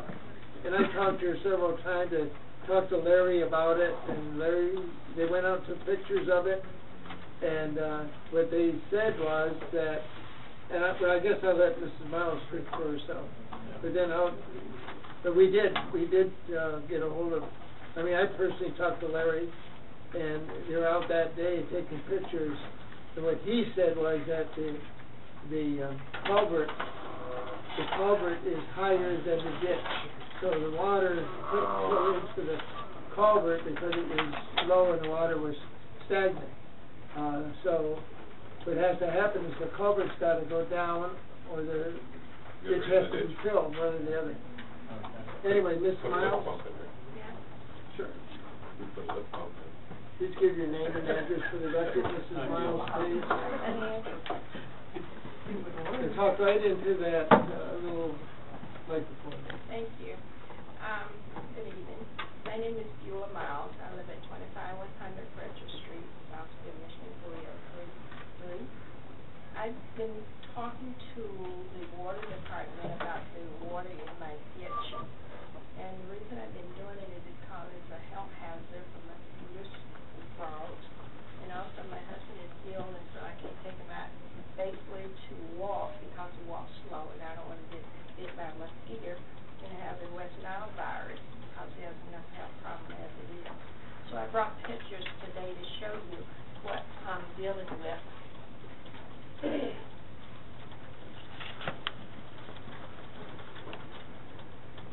Can we get some notes for that area with it? Yeah. And as you look at the picture number 1 is on Nancy, and then the north side of my driveway. Picture number 2 is south side of my driveway, and picture number 3 is where I tried to dig the dish out myself because there was so much leaves and mud there, but I was unable to do it. So, in picture number 4 is where the main problem is. Can you listen to this? Okay, so picture number 4 is where the main problem is. And the water should run from picture number 4 to picture number 7, but it doesn't do that. And also on the east side of Nancy is where you see the water stand. The water doesn't just, I looked at other places like Carlton and also on Lee Wright. There's no water running there. There's just run from my house, Mr. Graham's house, down to my house, and from on the east side of the street, from, I don't know, the new neighbors to Mr. Shepherd's house, and that's where the water stands. And because I'm at the end of the street, everything runs down to me, and that's where the problem is. And so I talked to several people. I talked to Robert first, then I talked to Sharon over in the water department. I also talked to Larry, and then I talked to, I filed a complaint in the city hall for all of you guys. And then after that, I talked to Larry. He said he won't send someone out there to look at it. I don't know if he did or not. He said he's going to send Justin out to make pictures. I don't know if he did that or not. So that's why I make my own pictures. Also, I talked to Mr. Sarkasi and 3 times that day, and he said he was telling me something, but I wasn't kind of pleased with it because it's causing a health problem, and I just want it done. And I've been here 36 years, and I never had anyone to come out except one time and dig the dish out. And those, whatever those things are that carry the water, they're pretty old and I think they just outdated. I think it's just really clogged because it sits there all the time. You can see at number 4, that's where it sits all the time. So I'm asking you, if it was your loved ones, when you want someone to care about them and make sure that they don't get sick or bit by a mosquito and not have frogs running around. So I'm asking you, because it's in your heart, please do what's right. Thank you. We'll get on it. I want to ask you too. I want to ask. Go ahead. Is the water there all the time, or only when it rains? No, all the time. You haven't rained since from about 2 weeks ago, a week and a half ago. The water's there, those pictures was taken yesterday, and I took them to Walgreens and gave them to Ballot in 1 hour. So what you see is was there yesterday. Now, does it appear that there's fresh water? Because what I'm getting at, I wonder if somebody's sump pump is pumping water into the ditch. I have a sump pump, and I just had it changed. Larry next door showed my son how to change the sump pump. So we have a brand new sump pump, so. I wonder if it's exiting into the ditch. Yeah. That keeps the water coming in there all the time. What it looks like at number 4, that's what it looks like all the time. And I just showed you on each side the ditch where how much is draining down. Yeah, because if it's not replenished, if the water's not being replenished, it should evaporate. It should soak into the ground or evaporate. Well. But something is causing the water to. Exactly. Yeah. Well, except, I happen to know something about this, because of MacArthur School across the street. The water table in this area is very high. And given all of the rain that we've had this year, I mean, we've really, our lawns never burned up. There was never really any significant dry spell. So I would imagine, Beulah, that this is worse this year than ever, correct? And so it's a combination of a high water table. I just don't know where this is supposed to go. This water. She lives on for those of you who don't know, Ms. Miles lives on the corner, so she's got it on both sides.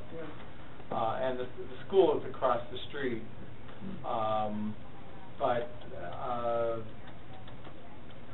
where is this water supposed to go here? I mean, she's at the low point on the north side of Nancy. Let me just say this to you, Kenneth. I went over there, and my son's in-laws live next door. When you go out to MacArthur, you run right into their house. And if you look at that drawing there, and I told Mrs. Miles that, you see the two things have to happen. Either the culvert's got to be lowered, or the ditch has to be filled. But your water is below the culvert. You see the culvert there in that one picture?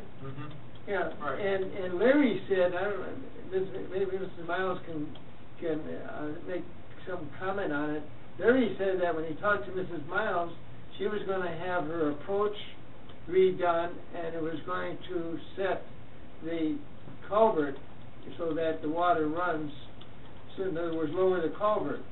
So that's really what, you either got to fill the ditch even with the culvert, or you got to lower the culvert to make the water flow. One or the other. But they ditched in that area, I don't know, Larry said, and then they took pictures, and I wish he was here to see where it runs, but maybe Fred can answer. He was supposed to be here, but with the flood, I mean, right now, everyone in Public Works who isn't on vacation is dealing with some type of, throughout the city. I got everyone in from Public Works and water. I told them, we've managed this, and I'm going to have to get him back. I know he looked at it.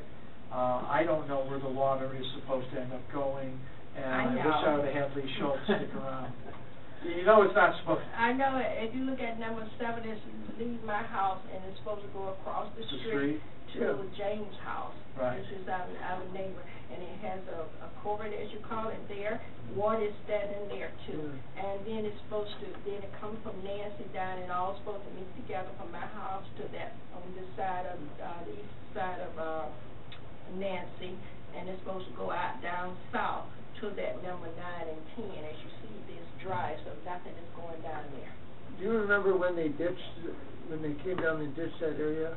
7 years ago. 7 years ago? 8 or 9. Anyways, I assure you that we will get somebody down there to do one thing or the other. I mean, what's one thing or another? Well, I'm not an engineer. I just see the way water flows, and something, if it can be corrected, I'm sure we can correct it and find out where the water, what's holding up the water. But Mr. Cyber is talking about the water table there, And then Mr. Frazier talked about in sump pumps that where that is going out. Yeah, I don't know, So- it might be. I don't know, does sump pump go into that ditch? Mm-hmm. Well, that's, Everything. so if you have it rain today and you have water in your basement, the sump pumps are on and you're gonna be, not only the rainwater, but you're gonna have the water from your eave troughs going also in the ditch. I understand that, sir, I'm just concerned about the water standing there. No, I a long time understand, after it's please rained. believe me, I understand what you're saying, I'm just trying to find an answer to it. Sounds to me like if, the description is how the water is supposed to flow, and it's wet in 2 or 3 different places, sounds like it's more than just in at your driveway that there's a problem. It stops at my driveway, everything runs down to me. Yeah, like you said, it's supposed to go south and across the street. Cross over and go south down Yeah. to number 9 and 10, but it Yeah. don't. I mean, number 10 and 11. Okay. As you can see, that's where it's supposed to go. Yeah. And it's dry over there, it's nothing goes over there, so the water sits on James' Yeah. side and my side. Yeah, it's gotta be another 4 or 5 inches higher in your side in order to even get to the culvert. But that doesn't solve the problem, of the water that is below the level of culvert. So, Mr. Percassi is right. You have to do one of 2 things, you have to lower the culvert or raise the ditch. But it also seems like there ought to be, sod or some plant life in there to hold the soil. Well, right. Because I'm sure that there's erosion that's going on if water's in there all the time. Well, the other question I would have, Kevin? to the city administrator is, can we, just build a ditch and put a pipe through the whole thing, so she We doesn't? can, there's a cost for that. Oh, I understand that. We usually assess that back too. Yeah. May I ask you a question? Aren't we as residents important that you can pay for us to have comfort? Where you put all the money over 10 Mile Road and all these other places, aren't we important too? I pay my taxes. Everyone is important. And I given don't feel that the way. tax burden, but this is typically stormwater. When each of us buy a home, you buy sidewalks, maybe you don't have sidewalks, you buy streets. You buy a certain level of streets. When this subdivision was built, they didn't do curb and gutter, they didn't do enclosed ditch, they didn't do edge drain, they didn't do a stormwater. The cost of infrastructure on a new residential home, cement road, anywhere from $450 to $600 a linear foot. It's typical in most communities throughout the Midwest, a system like this, when it's installed, it is some type of special assessment. There are serious problems with stormwater issues. You get a summer like this year where the erratic weather and every rain we've had has been an inch and a half, you have ground level saturation. You're also in a part of the city that has a high level of homes still on septic. You have basements, high water levels. Your sub pumps and all of that are draining into the system, but it just can't move quick enough. We can look at a solution, but I've got to be realistic. How we pay for a solution. Stormwater is one of, and it's not unique to Southfield, is one of the largest funding issues dealing with. Section 26, I've got, looks like 22 basements with water issues right now because we have stormwater issues. So we'll look at a solution. We've got to figure out how it gets paid for though. May I suggest something? What if I hire someone and they fix it, I gave you the deal, or I save on my taxes, take it out of my taxes? Your taxes, may I ask how much your taxes are annually? Over 2,000, over 3,000 a year. So we're about 1,200 of that. This is probably a substantial fix. I don't even know how much we're looking at. But of those taxes you pay, only 40% of them are coming back to the city. I saw And we're the paying for breakdown. police, fire, all of the other services. This is just Plowing the streets? the plowing the streets, salt. This is just the reality of municipal funding. When your subdivision was built, they made a decision not to put these curbs in and do these other things, and it probably reflected in this price sale point of your home. We've got some parts of the city where they have curb and gutter, stormwater, edge drain, and all that. We'll look to get a solution, but in closing it, and I'm not sure in closing it, because there may be a volume issue getting down the pipe that needs to be addressed. I'm not an engineer, so I'm probably on real dangerous ground. So, well, we look at it, I think the most important thing is to look at it and what the facts are, and Okay, I agree with that. How long do you think that should take? well, Larry told me he was down there, and they took pictures, and I have to believe that the employee of this city would not tell me a story. I'm not calling anybody a story. No, but I'm just saying, so they're on it, but I'm trying to say is we've had three, counting today, 3 major storms in the city, and that has brought a lot of impact on our public works, with flooding basements, flooding streets, and that is a priority, because without these streets being relieved of the flooding in the basements, then it's a health problem, and also a serious traffic problem. So, you know, we are 240 people short. I'm not trying to make excuses, but when he says he's going to take care of it, it's just how fast he can take care of it. Well, it's just written that one guy told me from said it wasn't an emergency, so maybe sometime next year. This is what one guy told me from the water department. Well, I don't know who you spoke to, but, you know, I mean, they... Certainly on our radar. I really don't have an answer other than the fact that I will try to get somebody, administrators heard you, and counselors heard you, and we'll try to look at it and see if there's a solution that is possible. But I know that when Larry said to me that you mentioned to him that you were going to have the approach done, he said, is that accurate? I did my And so that when you did that, the culvert will be lined up so that the water goes through the culvert. When you show these pictures here, the water is below the culvert line. The guy that had told me that name was Justin Beck, and it was on July the 29th, 2014 at 10:30 a.m. in the morning. Okay. That it was an emergency. Okay. Well, I look to hear from you guys. I appreciate your time. I'll Thank speak you with so much. Mr. Searles. I just hope you understand and heard us what the problem is. Give her card, she can have it.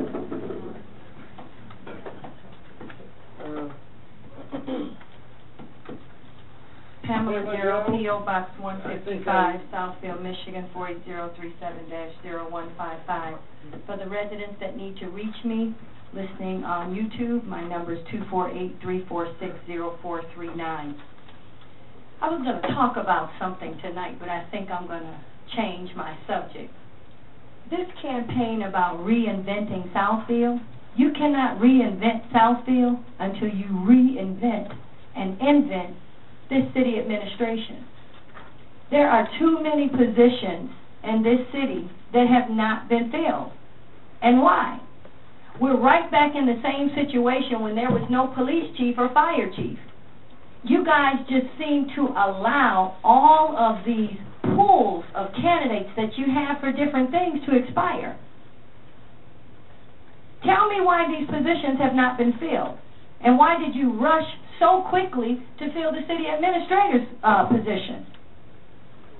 He could have stayed acting, or maybe he wouldn't have stayed, but you filled that position. What about Parks and Rec? What about community relations? What about engineering? What's the holdup?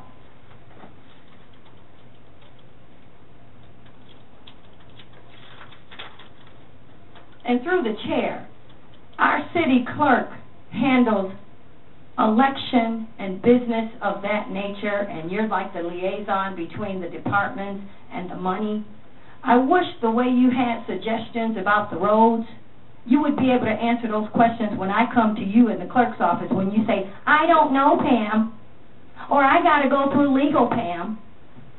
Try to get some knowledge on that. I appreciate it. Now, a lot of you pride yourselves on being able to call Jim Charette and to call him at all hours of the night. you should be ashamed of yourself. And you should be ashamed of yourself because he gave his all, even when he wasn't healthy enough to do it. Now, it's a few of you at this table that are available, maybe not at some of those 2 and 3 o'clock in the morning hours, but are you available at that time? Look at how you dismissed Mrs. Miles. If this was near your church, Mr. Chair, acting tonight, or near your house on Virginia, everybody that works in public works would be at your house. And what she said that you said to her, totally inappropriate. And you're the former mayor of this city for 30 years. She needs some better answers. She brought in her own pictures. I want to see what you guys do about that.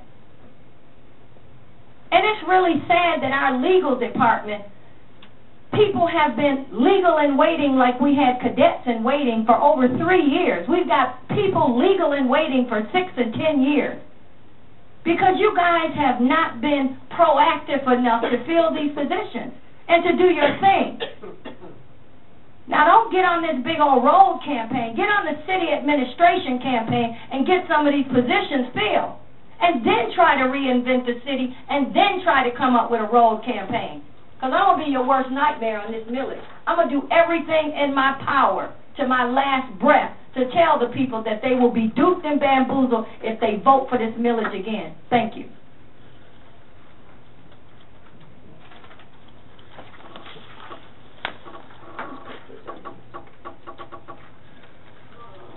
Gerald Mullen, Not here. Gerald Mullen, Not here.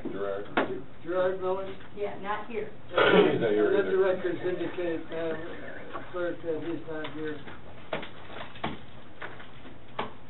Council, is there any other items you'd like to bring forward? I have one,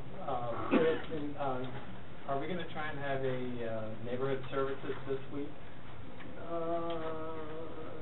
Myron's back, I'm available all week.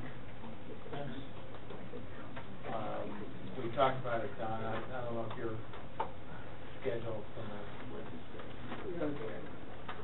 I also have a charge of that I think ought to go to the Total Living Commission. That's the Great Kennedy Award. Oh, yeah, that's right. But I don't know, should we, 2/3 of the committee make that decision, or should we wait till the third? When will that be? Kenneth, I have the 13th, it's a Wednesday. I've got a site plan at 4 o'clock. What about after the site plan? Are you available? I'd say at, site plan should take about only an hour. Yeah, I'm available Wednesday. Myron? I'll make myself available. So, you want to be there with the, Yeah. so what time did you say? Well, let's say 5:30. I want you to write it up, Dan. 5:30? Well, Is that your night out? Yeah. Don't worry about it, don't worry. Well, I don't want Ann to come over here. He has a standing day with me. I mean, I've been scolded Anytime- already. I've been anytime scolded she says already reviews, tonight. you I won't don't be need Ann to finished. come here and tell me I'm no good. That's at 7 o'clock. Yeah. What? No. I can't do that late. No. His date is at 7 o'clock. Well, but if No, I'm you got I'm a date at 6 o'clock and 7 o'clock? No. We're not gonna how are we getting to his date night? I don't know. I've chaperoned that day. I knew that was the day We all go to that the same place. Dan out. I hope all this is in the That's the minutes. day you take Dan out. So we're saying this Wednesday, Wednesday. 5:30. 5:30. Is that okay with you? That's fine. That's fine. 5:30. That's fine, 5:30. Yes. That's the 13th, did we say? No. That Yeah. is Wednesday the 13th. Okay, Right. got it. I have one question, and I don't know if it ought to be discussed here or someplace else. And that's gonna be give you a call to the, Public art. yeah. Go ahead, Myron, I'm sorry. And I hadn't thought about it, but, it's until recently, and that is, our travel budget has not been looked at for umpty years. but the price of I'm not sure where you get it. travel has gone up significantly. And, wow, I'm probably one of the tight-fisted ones on council. I think some of the meetings that we go to, or all of the meetings that we go to, we can bring valuable information back that will help us make better decisions.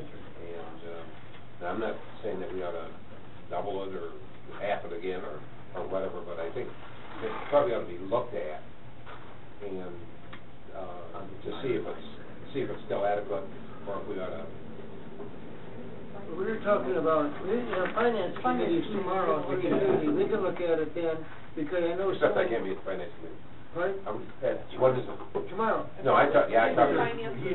Myron had spoke, he couldn't make the 3:30. Oh, what time can he make it? I'll be out of town. So can we go out of town with you? We can. Do you just want my budget for next year? Yeah. You won't be here. What, Myron, Is finance, right? you're gonna be out of town? Yeah, I have a meeting out of town at 1 o'clock, Okay. and it's in Brighton, so, it'll last a couple, 3 hours, so I don't know that I can make it back. Can we do a morning? We'll do that tomorrow. Well, we have people coming in from Cutwater, I can't do tomorrow morning. What about? But then, to me, before a date for a committee meeting is set, people ought to be asked if they're available. And this was not, I was never asked. The meeting was set that this is when it's gonna be. So, I don't know if Sylvia's available tomorrow or not. How that came about, the date and time, is that the treasurer and the administrator made arrangement for somebody to come in town.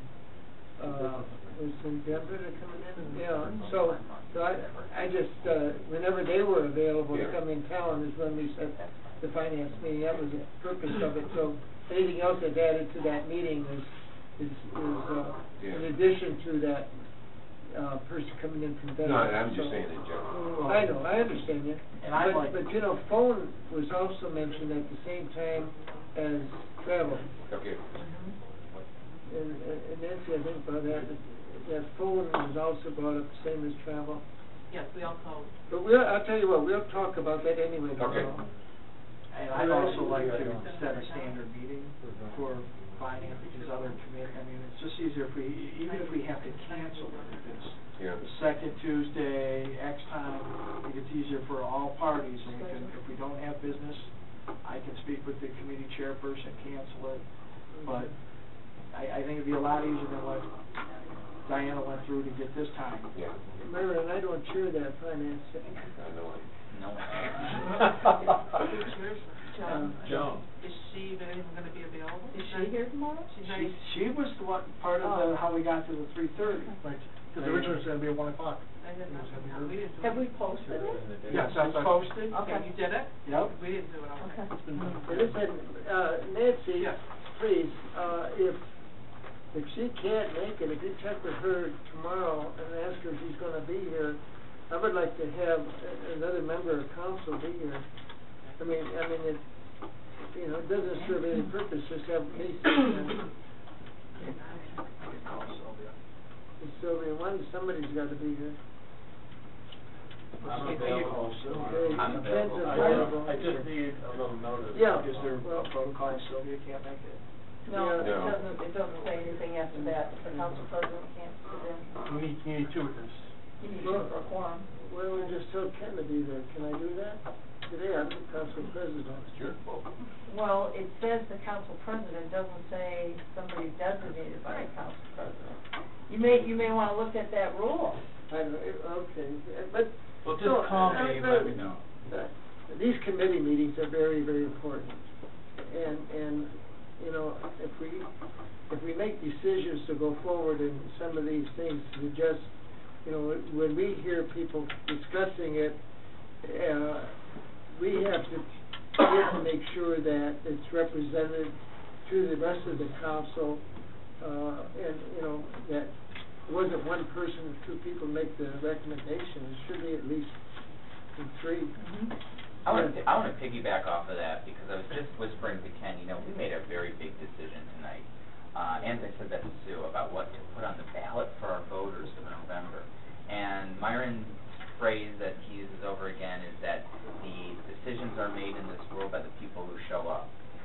are other communities that do have, I mean, what is an excused or unexcused absence from council? I mean, seriously, No, there are other Let communities. me just say this to you. I'm glad you brought that up, because I told Nancy this.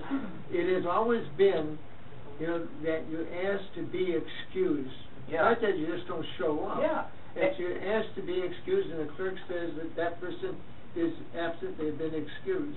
And just like And today. I'm preaching to the choir I mean, here, because we're yeah, here, I but mean- there I mean- has to be some sort of, I don't know what I mean, council my rules wife, and procedure my number we have, but my the wife next, got a call that I'm supposed to chair this meeting. yeah, the next, You know, I mean, why should it go on? we gotta create a rule that has certain expectations of What? attendance. No, just be sure. We have to have a rule that has certain expectations of attendance for these meetings. I mean, this is kind of getting ridiculous. Yeah.